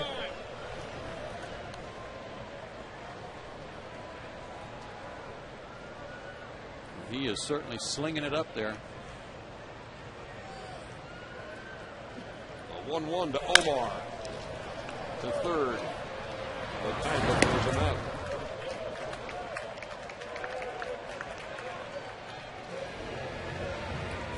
You know what I loved about going to Fenway? I talked to my dad about it.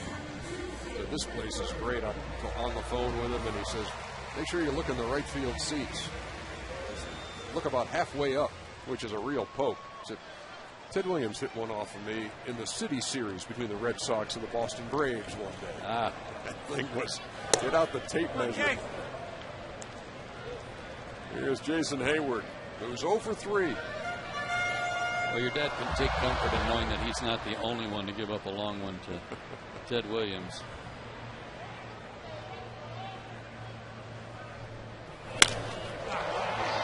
In the air to left. At Burrell. Makes the play 2 down. In fact, I think his manager was Billy Southworth at the time, and he tried to console my dad after that and said, don't worry about it, kid. He's hit him off a better than you. Hey, thanks, Skipper. Yeah.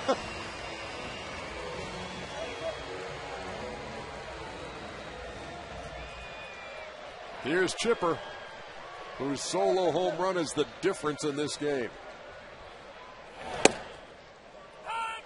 Came in the 6th.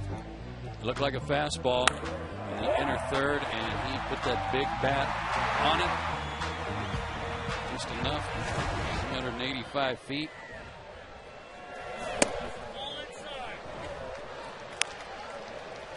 Another multi-home run game for the Braves offense. They have only 4 hits, 2 of them homers. I like the way Doug Eddings calls balls and strikes. Reaches out and lines it into right. Chipper's 3 out of 4.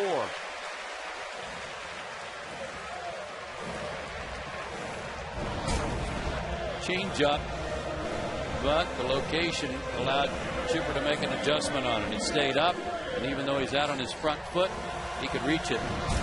And again, with that big bat he swings, if he can just get it out there and make contact, he's got a chance to get it out of the infield.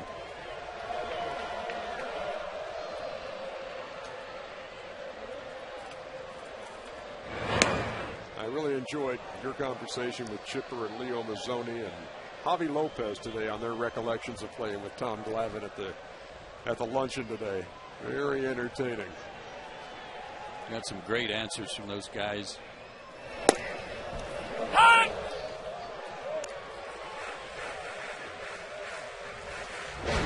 Chipper revealing that Tom wasn't always the cool, calm customer that he appears to be on the air. And Javi said he didn't know how good he had it catching guys like Tom Glavine here until he went to Baltimore. He'd go home with bruises all over his body. Chipper's on the move. Diaz fouls it back. And just the mere mention of Baltimore caused Leo to groan.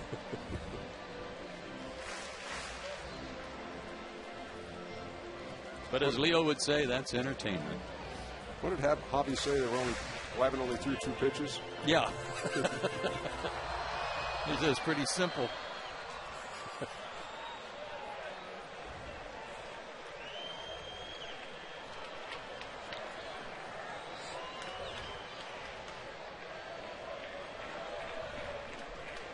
Chris Ray way ahead, 0-2. And he threw it by Diaz for the final out of the 8th. We are going to the 9th. Time to hold 'em Braves. Wagner time.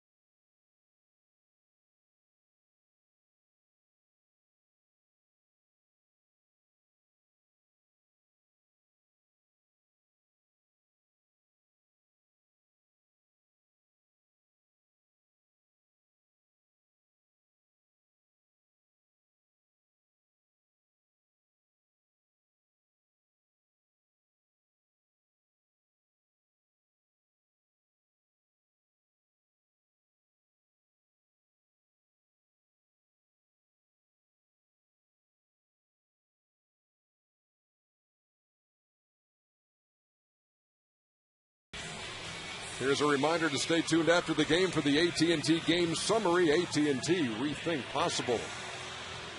Guys wearing the Atlanta uniform, hope that show's coming your way just moments from now. We're in the top half of the ninth. You know, the Giants pitching staff, these guys lead baseball in strikeouts. They had 11 tonight, 900 now for the year. But the bats have not responded. That one run in the top half of the first inning, all they've gotten. Braves with a couple of home runs lead it 2-1, and now it's in the hands of Billy Wagner. Faces the left-hand hitting Aubrey Huff to lead it off, and he hit him with the first pitch.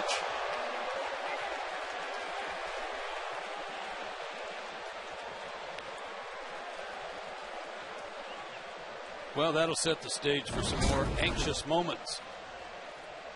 Slider that completely got away from him, and looked like it hit Aubrey right on the back of the elbow.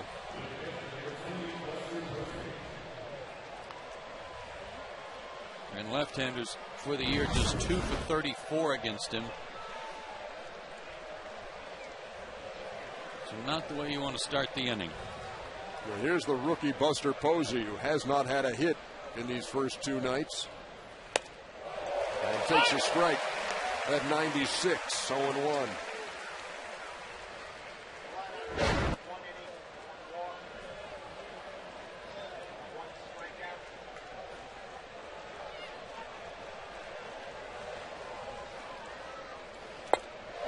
There's a good slider.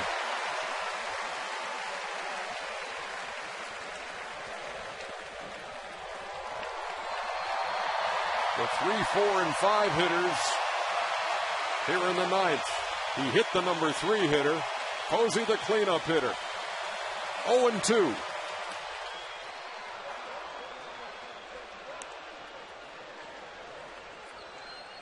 When the Braves lead after 8 innings, they are 51-2.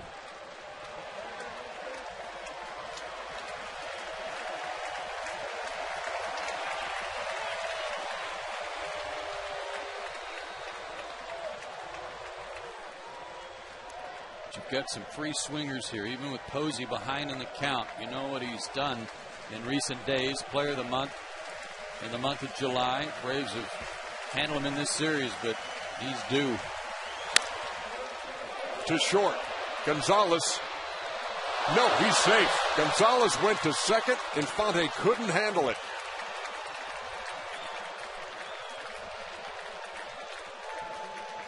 Tough play, tough feed. Braves knew they weren't going to get a double play out of this. And it looked like Infante was just trying to catch the ball and get the out, but couldn't handle it. Well, it was in the dirt, too, and wide of the mark. And it'll be scored an E6. Now here's Juan Uribe, and he has loved situations like this. Tight games. 9 of his 15 homers have either tied or given the Giants the lead.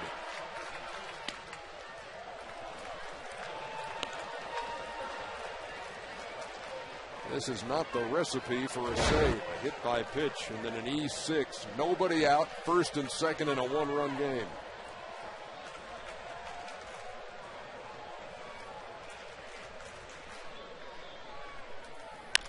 Uribe to the gap in right center. Giddy up, Jason. He makes that play. The runner will tag, and they're at first and third with one out.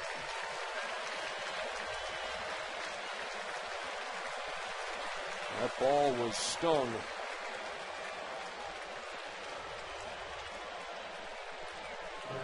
Well, the stage is set for Sandoval. Good at bat there by Uribe to advance a runner. Sandoval did not face Wagner last night. He's 0 for 1 in his career. Braves are hoping for a double play to get him out of the inning and the game. He has grounded into 20 of them. 0-1. He's tied with Pudge Rodriguez for the most in the National League. Great stop there by Brian McCann.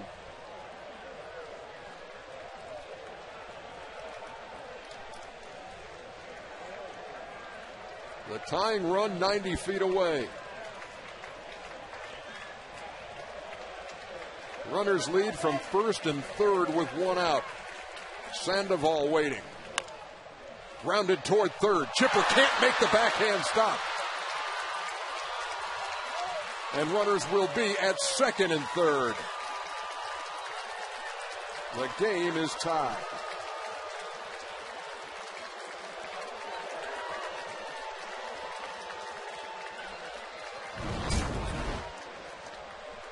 Chipper was not going to get a double play here, so it appeared that he was thinking about coming home. He was getting his feet set to make a play to the plate, and he had time to, but he got an in-between hop.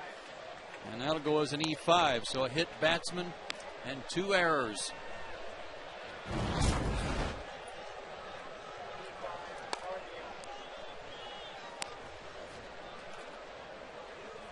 And they will give Sandoval an RBI on the play.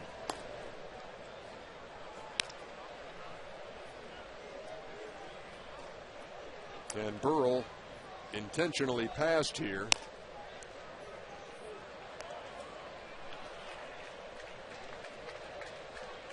And Travis Ishikawa will bat with the bases loaded and one out.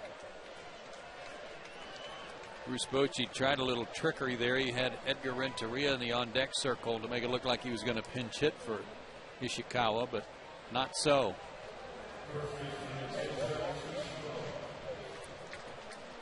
Their closer, Brian Wilson, is loose and ready.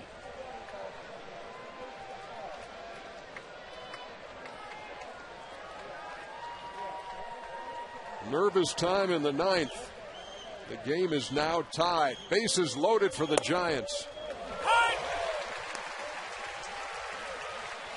A hit by pitch, a couple errors.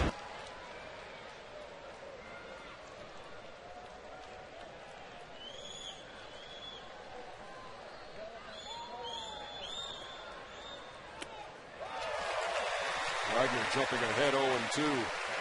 Ishikawa struck out twice tonight and been walked intentionally. You got to figure that Bochy said, we've tied it up already. I want my best defensive ball club on the field, and that includes Ishikawa. Let him hit. Broken bat to second. Could be 2, 4, 6, 3. That's huge. The Giants tie the game at 2, but an inning-ending double play ends the bases-loaded threat.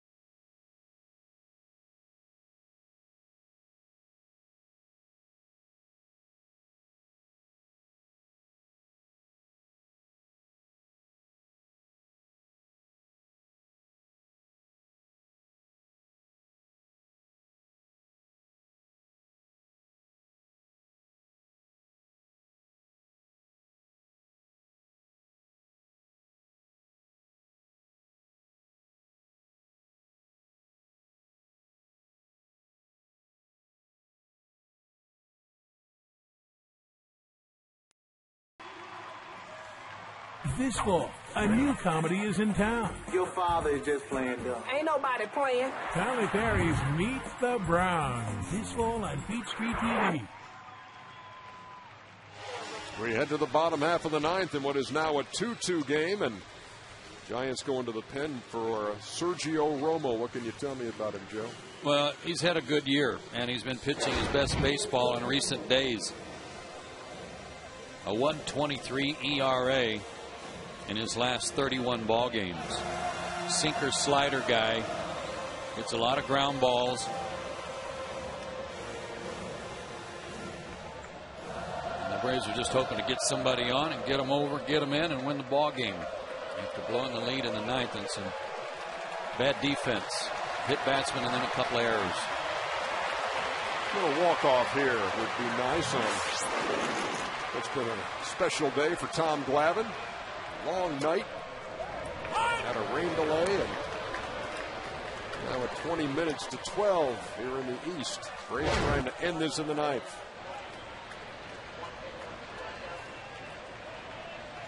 Ryan McCann has doubled and struck out twice.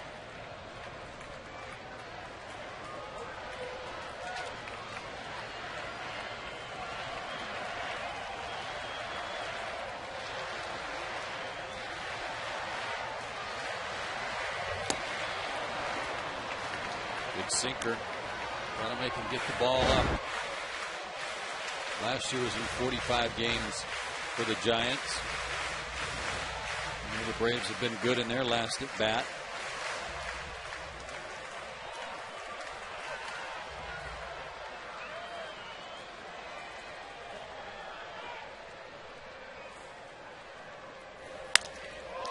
In the air to left center field. But easy for Pat Burrow, 1-0. This guy last year had more strikeouts than innings pitched. Only walked 11 guys versus 41 strikeouts. Same thing this year. He has the 9th best strikeout to walks ratio among National League relievers. 45 strikeouts, 10 walks.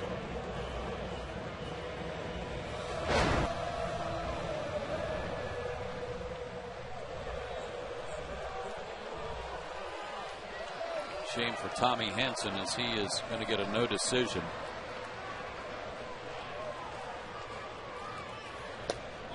Yeah, defense has hurt the Braves in recent days. July 31st, they made 2 errors against the Reds, led to a big inning. Reds won the game 5-2, and then the error in Tommy Hanson's game the next day on the boot by Gonzalez allowed the potential winning run, the eventual winning run to score, and a 2-1 loss. Well, they got 2 errors tonight, 79 for the year, and Washington's 86 is the most in baseball. Troy's last home run was a walk-off against Kansas City back in June. Let's see a rerun. 2 balls and a strike.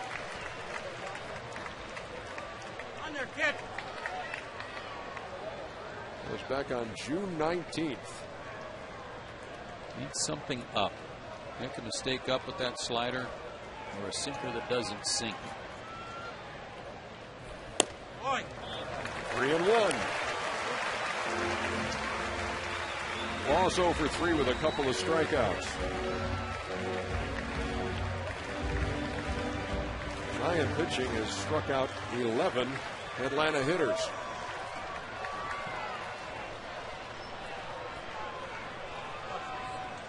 Romo with a 3-1 to Gloss.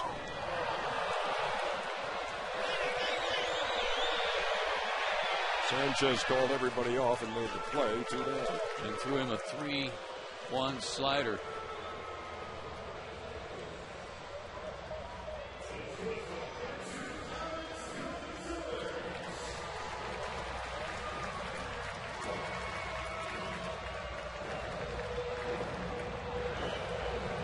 Here's the guy responsible for one of the Atlanta runs, Alex Gonzalez, homered in the 5th. That tied the game, and then Chipper Run tied it in the 6th.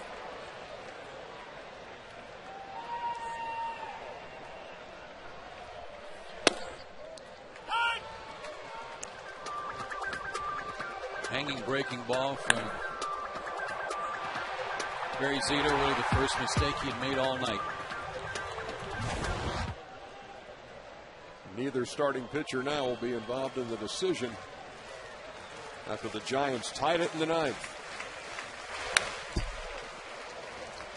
Well, neither pitcher deserved a loss the way they pitched, but the Braves were about to hang one on Mr. Zito, like it or not.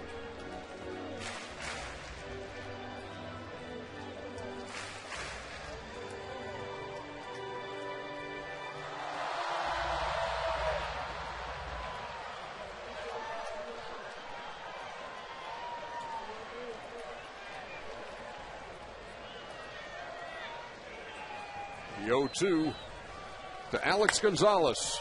Popped up over near the Braves dugout.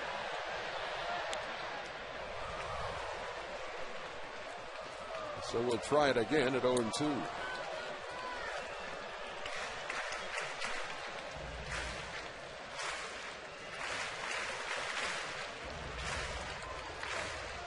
So some disappointment for the Braves fans here with the Giants rallying in the ninth, and then the message on the big board that the fireworks on Friday night had been canceled because of the late start of the game.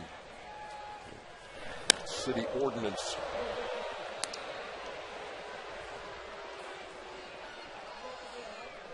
I don't think you can start the fireworks after 11 p.m. Not after that Rick Camp game. No. Our producer tonight, Scott Cockrell, in the truck, was there in the wee hours when Rick went deep against the Mets. Rick was at the game tonight.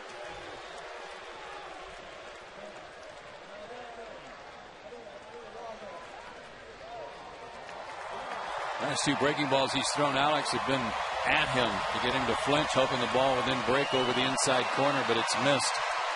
That's mighty risky if you hang one in there, especially to a guy with Alex's pop.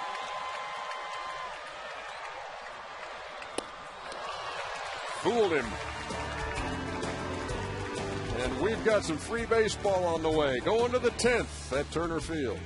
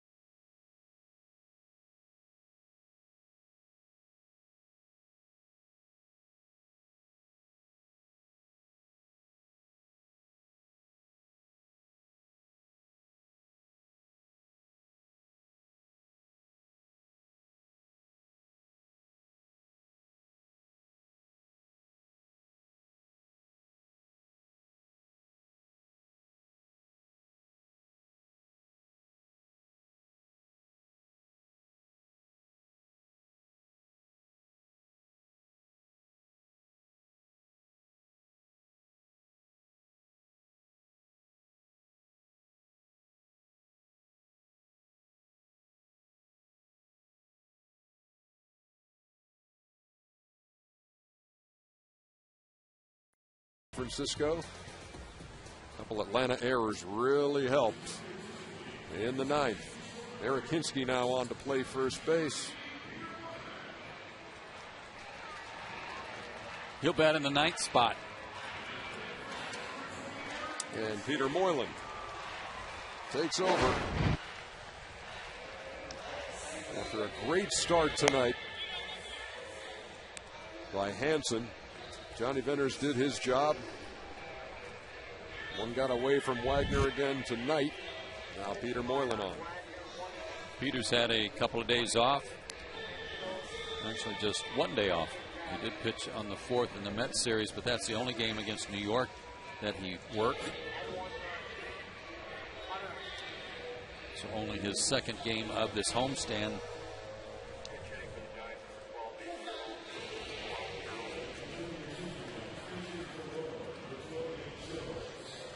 Nate Scherholtz will pinch hit for San Francisco to start off the 10th.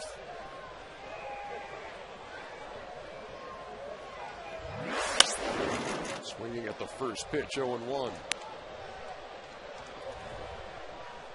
It sounds like, but is not spelled like, and there is no relation between John Scherholtz and Nate Scherholtz.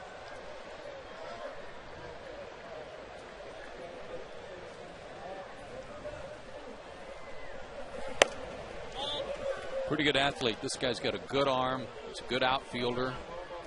Very solid 4th outfielder for their team. good pinch hitter.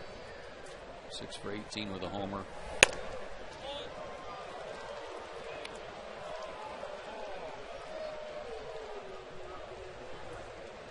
Well, you combine the last 2 years, 19 for 52, 365, coming off the bench. He waits on a 2-1 from Peter Moylan, leading off the 10th. Braves and Giants 2-2.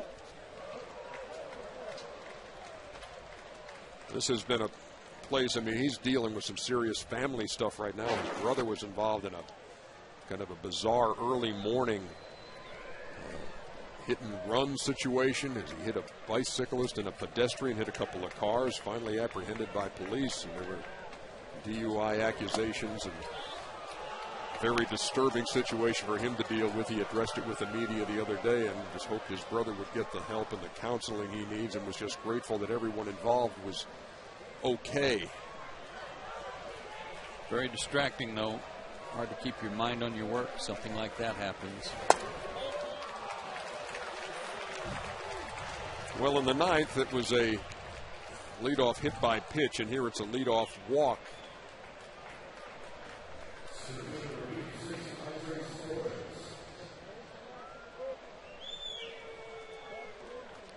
Sure holds 4 out of 8 in stolen bases, and then you got the guy at the plate who's done a lot of damage in this series, although he only has 1 hit tonight.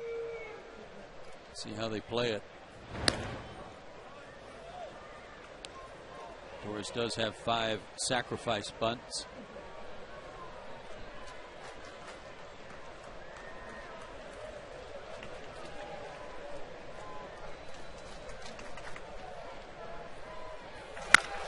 Well, hit like a bullet.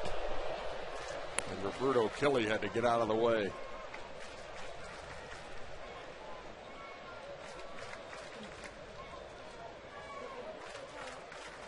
Peter Moylan, the 4th Atlanta pitcher. Nearing midnight Eastern time here in downtown Atlanta. They pitch out, nothing happening. Ball and a strike.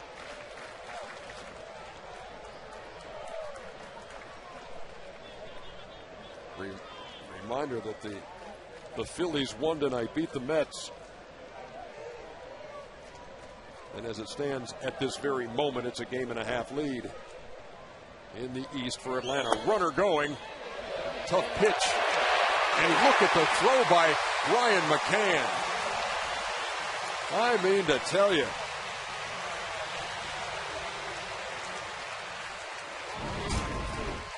Peter's another guy that they like to run on because of his high leg kick, but Scherholtz got a bad jump there. He was slow out of the blocks. And then Brian put the throw on the money. Pitch was low and away, and Brian came up and made a perfect throw.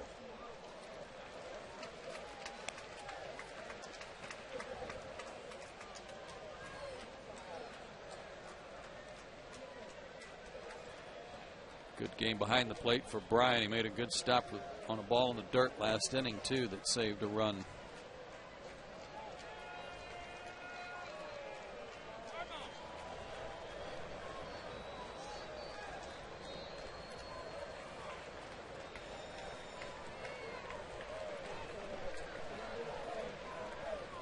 Third straight inning, the Giants have had the leadoff man on. A double play bailed them out in the 8th.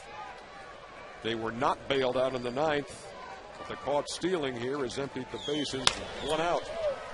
A blooper that will fall for a hit. And look at Torres, what a wide turn.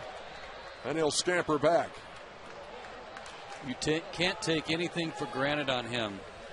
You can't just assume he's going to be happy with a little soft base hit to left center. Fought this one off. And Matt was keeping an eye on him all the way. He went almost halfway to second. Roger McDowell out to the mound to meet with McCann and Moylan.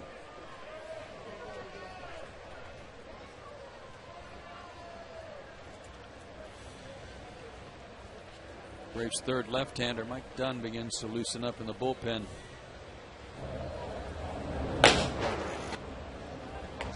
He might be getting ready for Aubrey Huff, who's on deck. Christian Martinez gets loose as well. Long visit here from Roger. He's taking advantage of it to give his guys in the pen time to throw a few extra pitches. But tons of options here for Bruce Bochy, the manager of the Giants. Better speed at first than they had with Shearholtz and Torres, who's already swiped 2 bases tonight. And you got a guy at the plate who can really handle the bat and hit and run if you like.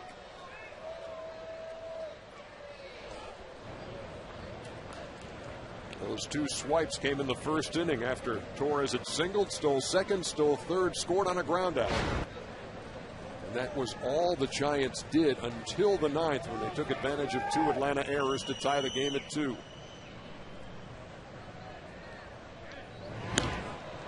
Remember, they got a run last inning without benefit of a hit. That's why they still have an offer working.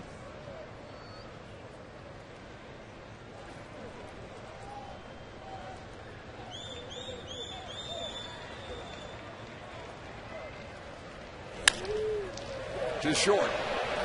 There's 1. There's 2.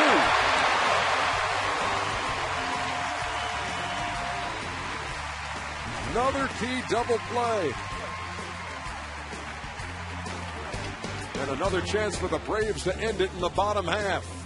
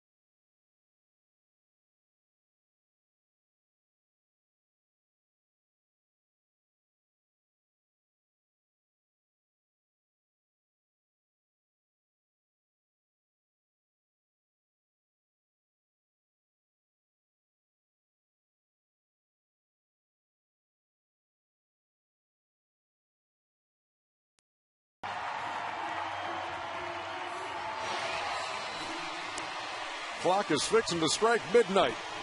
The last minute of Tom Glavine Day, as he went into the Braves Hall of Fame and then had his number 47 retired before tonight's game, which was delayed by rain. So we didn't get started till after 9 o'clock tonight. This game goes a whole lot longer. He may have to put on that uniform one more time. It is midnight in the East. And Javi Lopez will work out of their bullpen. Pitched an inning and a third last night. Did not give up anything. Faced Rick Ankiel and got him to ground out. Rick takes a strike. Barry Zito, Chris Ray, Sergio Romo, and no Javi Lopez. Here in the 10th.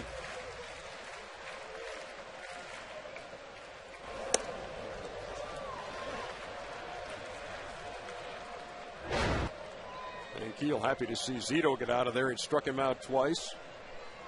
Also drew a walk in the 7th.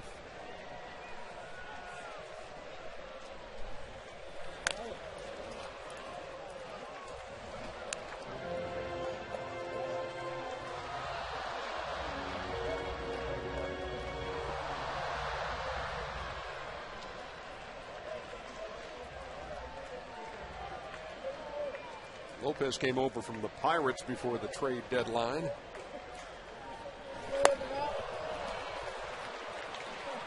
And Rick goes down swinging for the third time tonight. 13 strikeouts overall for the Giants pitchers tonight. As you said, Ernie, they lead the league in that category. They also lead in walks allowed, but only 2 of those tonight.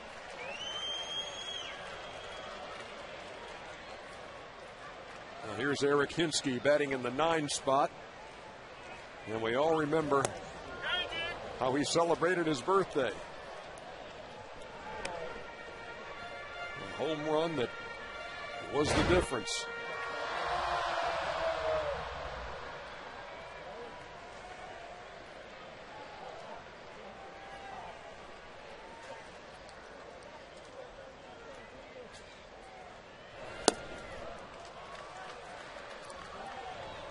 Game winner in the 6th last night off Lincecum. Pitch out away from him. He went out around it. And Lincecum got the loss. The freshly shaved head of Eric Hinsky, which for just a few moments yesterday was a mohawk, courtesy of Chris Medlin. That's 2 up and 2 down. Hinsky took a look in the mirror and said, the rest of it's got to go. Yeah.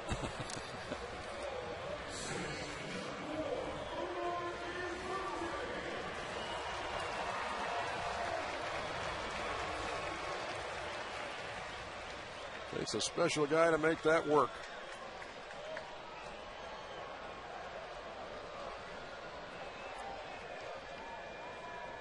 Well, let's go back to the top of the order. Omar Infante slaps one to right.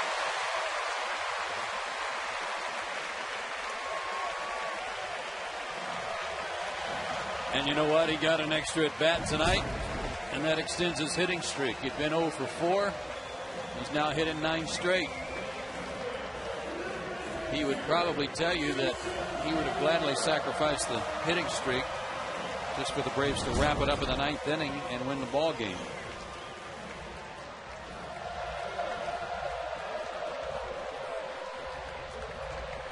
Jason was 1 out of 3 last night, but tonight, 4 trips, nothing to show for it. This will be a good spot.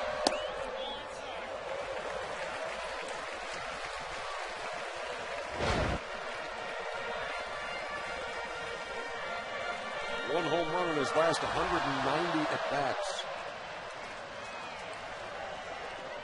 Facing the left-hander, Javi Lopez, with 2 down in the 10th. Tie game, and Lopez throws over. Don't really expect him or anticipate him hitting a home run here off Lopez either. He's a tough side-arming left-hander. But you'd sure like a chance to see Omar circle the bases on a gapper. They're outfield deep, trying to cut down on any extra base hit.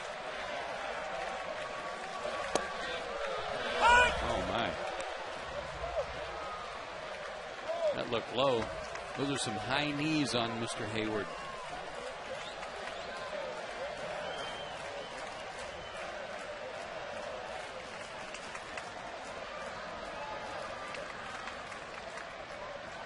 Infante really dancing over there off of first. Lopez stepped off and bluffed.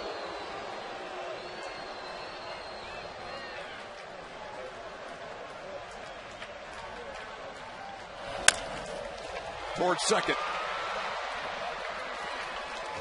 And we are going to go to the 11th inning. It's still 2-2, but it's no longer Friday night.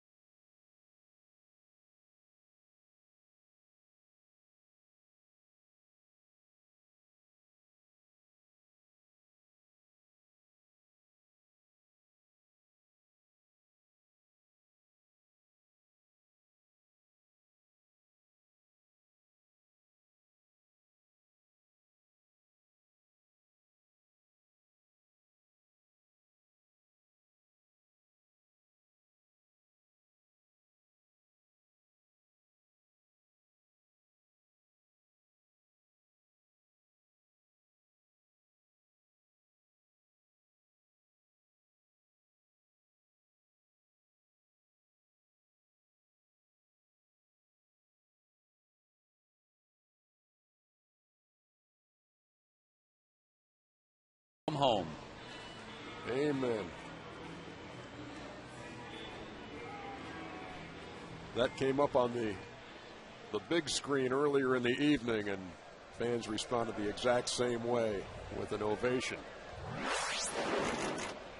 Well, in the ninth inning, Aubrey Huff led off, being hit by a pitch.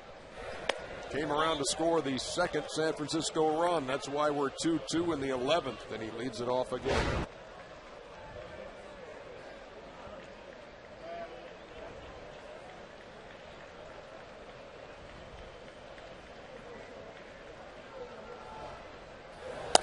Peter Moylan working in his second inning. Got some help from his defense last inning after a leadoff walk to Shearholtz. Shearholtz thrown out on a good throw by Brian McCann when he was trying to steal, and then a double play turn behind him. But don't try to get away with that every time. Leadoff walk in the 8th for the Giants. Leadoff hit by pitch by this guy in the 9th. Leadoff walk in the 10th, and now a 3-0 count to Huff here in the 11th.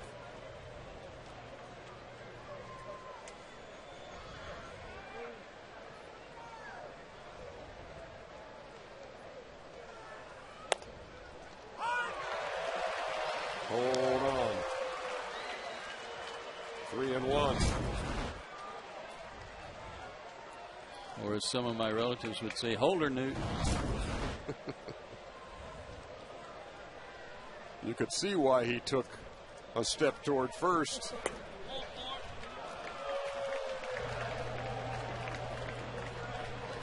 I've seen this movie. It doesn't turn out well.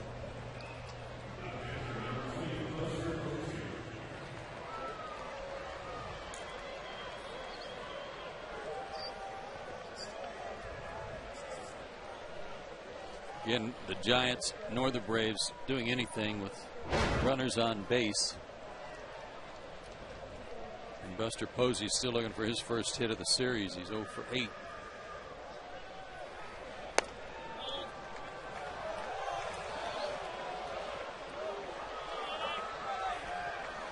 As you can hear, Native's getting restless here in the 11th.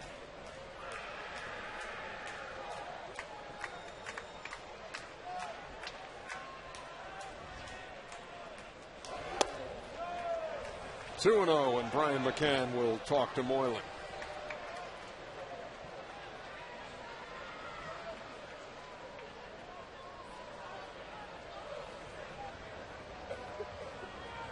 Dunn still up in the pen. Christian Martinez, you heard the phone ring in the background a couple of seconds ago. Shouldn't take them too long since they were up last inning.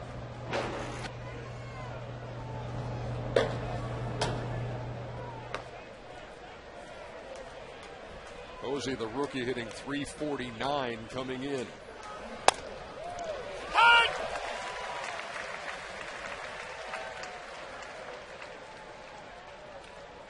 Came up from AAA on May 29th. So impressive, they traded away their starting catcher, Benji Molina, to Texas. Braves have had some luck with him in this series with breaking balls, and he's had a desire to pull them. Ground balls to the left side. 2 ground outs to Chipper tonight.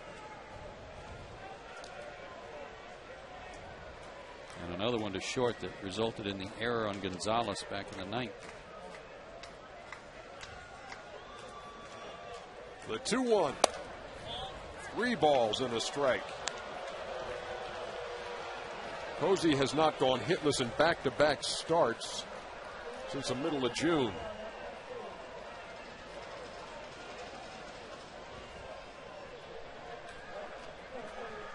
Hitters count here. He'll be cutting it loose. Runner going. Back-to-back walks. And the Braves are not making it easy on themselves at all here in the 11th.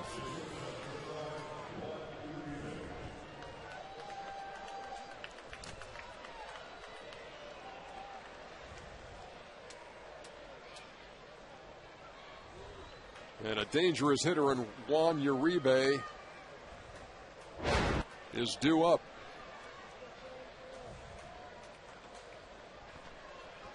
Repeat that 9 of his 15 home runs have given the Giants the lead or tied the game, and he bats with 2 on here, nobody out in a 2-2 game. He came up with first and second, nobody out in the 9th, and he was hacking away. Hit the ball well, but Hayward flagged it down. He tries to bunt off the plate and foul.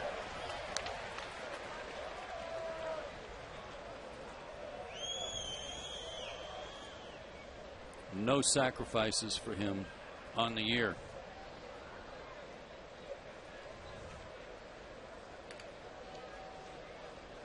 Chipper with some defensive signs. They try to defend the bunt if he puts it down. It's like they're playing it straight.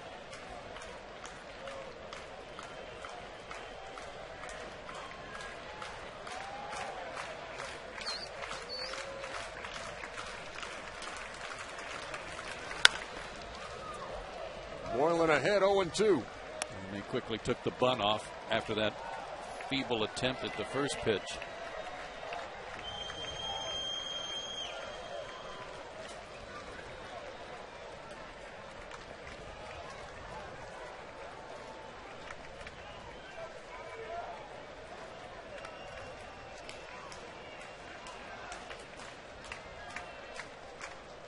The runners lead, nobody out, 0-2.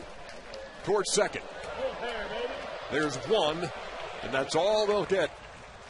They're at the corners with 1 out. The go-ahead run 90 feet away.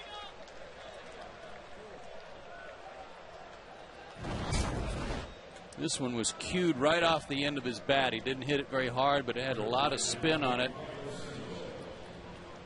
And Omar had to wait to field it, so they weren't going to get a double play, but he had to be sure-handed about it.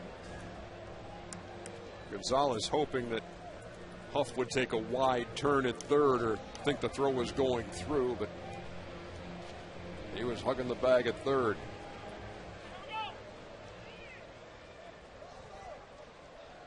So here's the excellent double play candidate in Pablo Sandoval, who's grounded into 20 of them this year. In his last time, grounded 1 to third, but Chipper couldn't handle it. Got an in-between hop. Was trying to come home to cut down the potential tying run.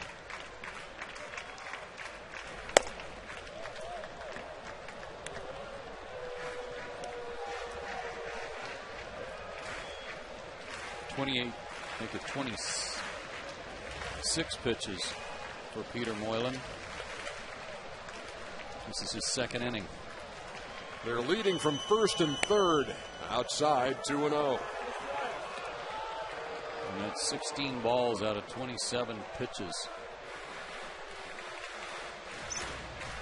And they're going to put him on.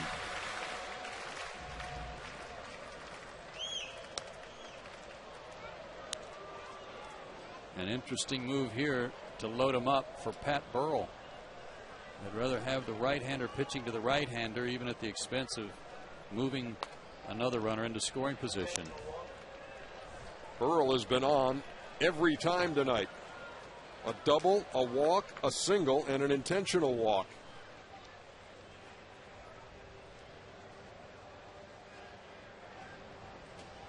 And his numbers against Moylan, 0 for 5 in his career. Doug Eddings heading out to the mound to make this meeting move a bit.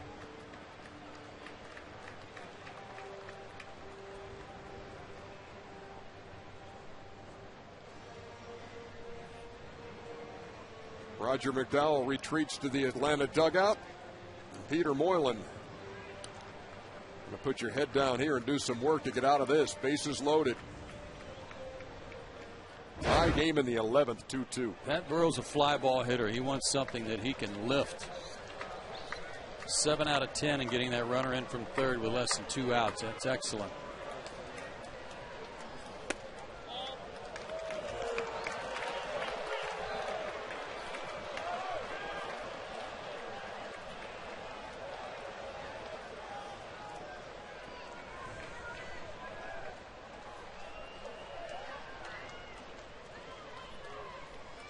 The 1-0 with the bases loaded. There's a strike, 1-1. Peter's success comes largely from being ahead in the count and getting right-handed hitters to chase his slider or sinker. So he was able to get a strike there, and that was a big pitch.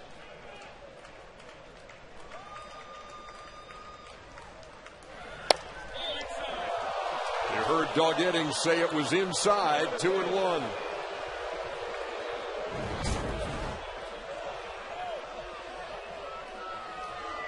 Tailing a little bit away from the plate. Didn't get the call. Brian tried his best to frame it.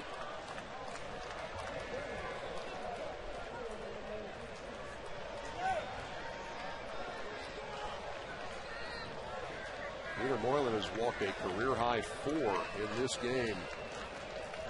He was able to get out of it in the 10th with the help of a double play ball and a caught stealing.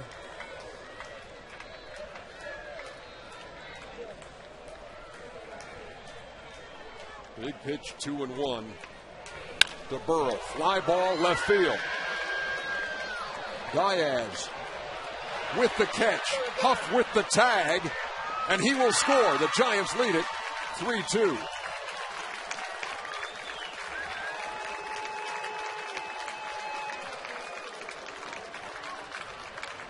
Brian McCann appealing at third. Threw down to Gonzalez. But to no avail, and the Giants have claimed a 3-2 lead. And now he is 8 out of 11 and getting that runner in from third, less than 2 outs. And it did look like Aubrey Huff waited. But that leadoff walk finally did come home to roost. Huff has scored the last 2 San Francisco runs. Once after he led off, hit by a pitch, and this one after he drew a leadoff walk in the 11th.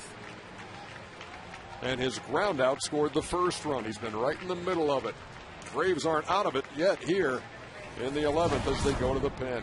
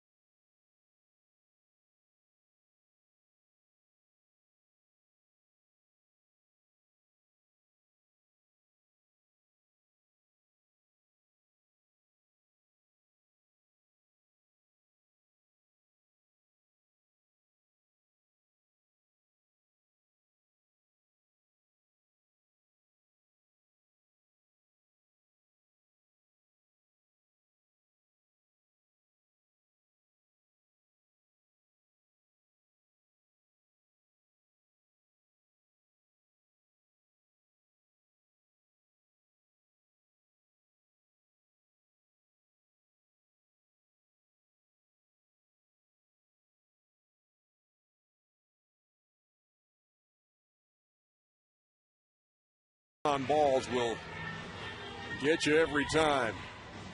They've gotten Peter Moylan and the Braves here in the 11th. 3-2. And the new chunker is Mike Dunn. He last worked a couple of days ago against the Mets, an inning and a third. He issued a couple of walks, but no runs. And when he's got his control working, outstanding, but you can see 9 walks against 5 strikeouts in his 5 2/3. And you face a left-handed hitter, Ishikawa. Last 2 runs, the tying run in the 9th, the go-ahead run here in the 11th, all scoring without benefit of a hit.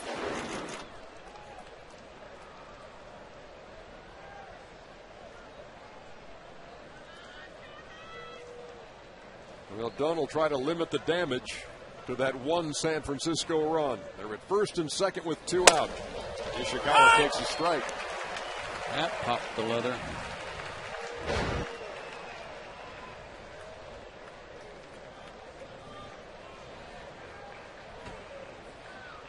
Ishikawa hit into the inning-ending double play in the 9th when the Giants tied it at 2.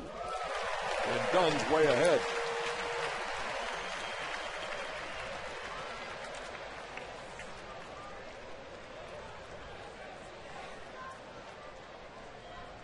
His first career win the other night in relief of Chris Medlin. Came out in a tough situation there. And got it done. 1-2.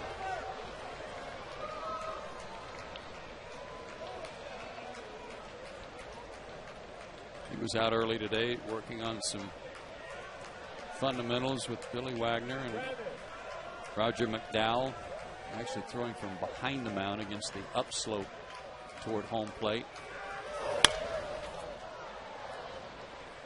I'm not sure exactly what they were working on, but sometimes pitchers do that to try to help them get on top of their breaking ball a little better to throw into the bank. Use it as a teaching tool at times. Remember, we saw the other day, 3 hours before game time, Wagner and Dunn working out in right field.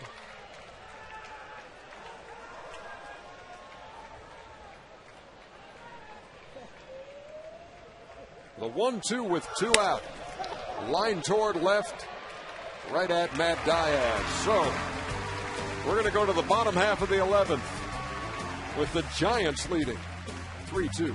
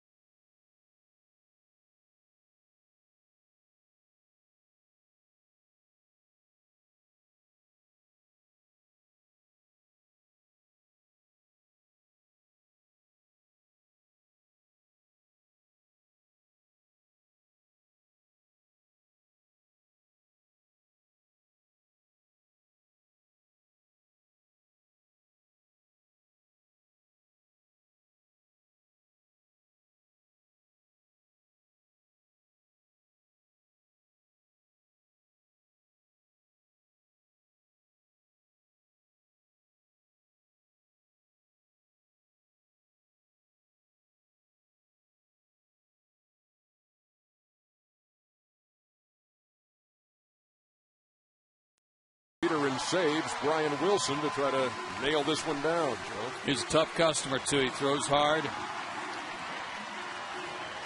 Doesn't usually, when he gets a clean inning to start with, doesn't usually create problems for himself. Meaning he doesn't walk a lot of guys. 66 strikeouts in 47 innings compared to 18 walks and just a .239 average against him. Chipper's had a good night. 3 out of 4 with a home run. Chip! Line him up.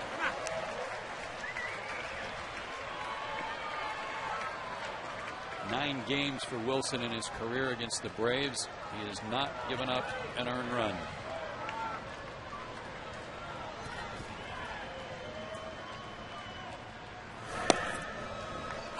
But he can bring it. To the tune of 97 at the knees, 1-1.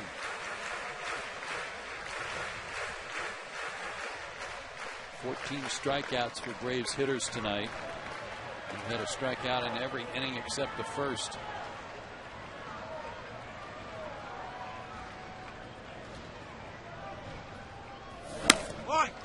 Guy has really racked up the saves. 47 in 08, 45 in 09, and sitting on 31 here in early August.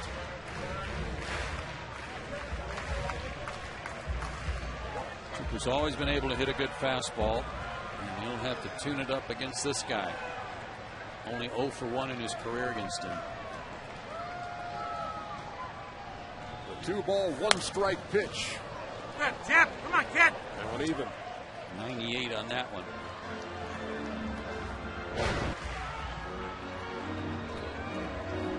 It was Chipper's home run in the 6th that gave the Braves a 2-1 lead. They had trailed 1-0. Gonzalez went deep to tie it. Chipper gave him the lead, but it vanished in the 9th. That's why we're here in the bottom of the 11th. And now the Braves down 3-2, looking for the equalizer. Nowhere near. 3-2. Matt Diaz on deck. Wilson hasn't worked in 5 days. He may be a little off. Earned a save against the Dodgers August 1st.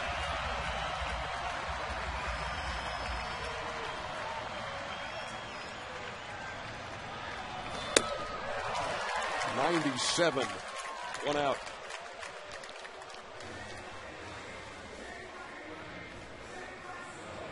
Philadelphia winning tonight and San Diego losing. So if this situation here holds and San Francisco wins tonight, they would be a game behind San Diego, and the Braves lead would be down to a single game over the Philadelphia Phillies.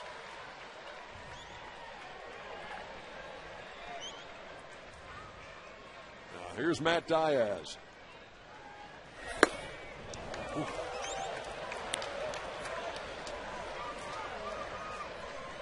Now, he does throw something other than a fastball, but when you're airing it out at 97 up high like that and the hitters can't catch up, there's not a whole lot of reason to even show anything else. That's the slider, and it's not a big one, but effective. 15 strikeouts of Atlanta hitters tonight. Every starter has struck out at least once. Diaz went down swinging in the 8th. He's 0 for 4.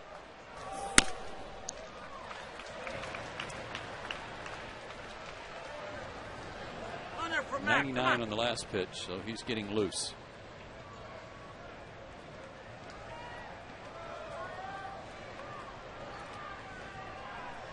Just need a base runner. See what kind of pressure you can put on the defense with one guy. Tough pitch to lay off. Good job by Matt there.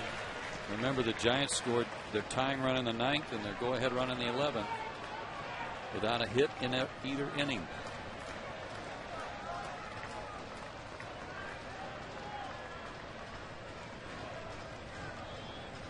Two balls, 2 strikes. On the ground to second. Sanchez gobbles it up. 2 down.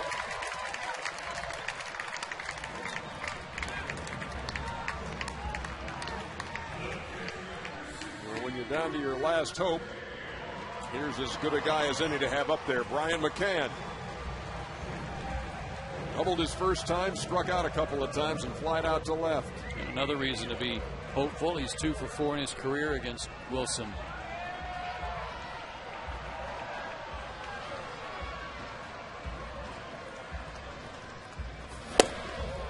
Man, is that a good pitch? First pitch strike, 98 at the knees on the outside corner. Good luck to you.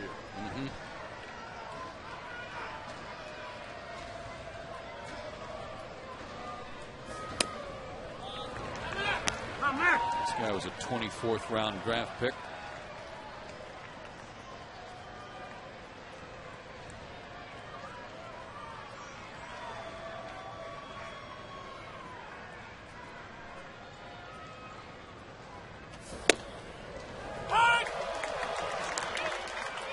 One ball, 2 strikes.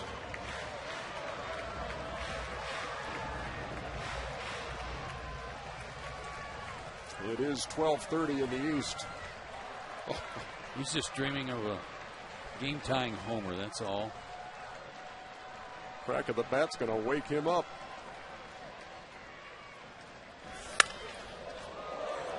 Heads up in the Giants dugout. That hit the netting over there. Woke them up.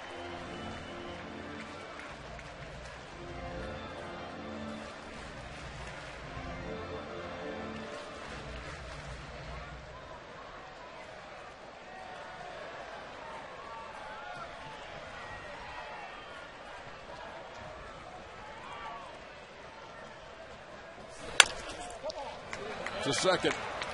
Sanchez again, and the San Francisco Giants have evened this 4-game series at a game apiece, and they did it late.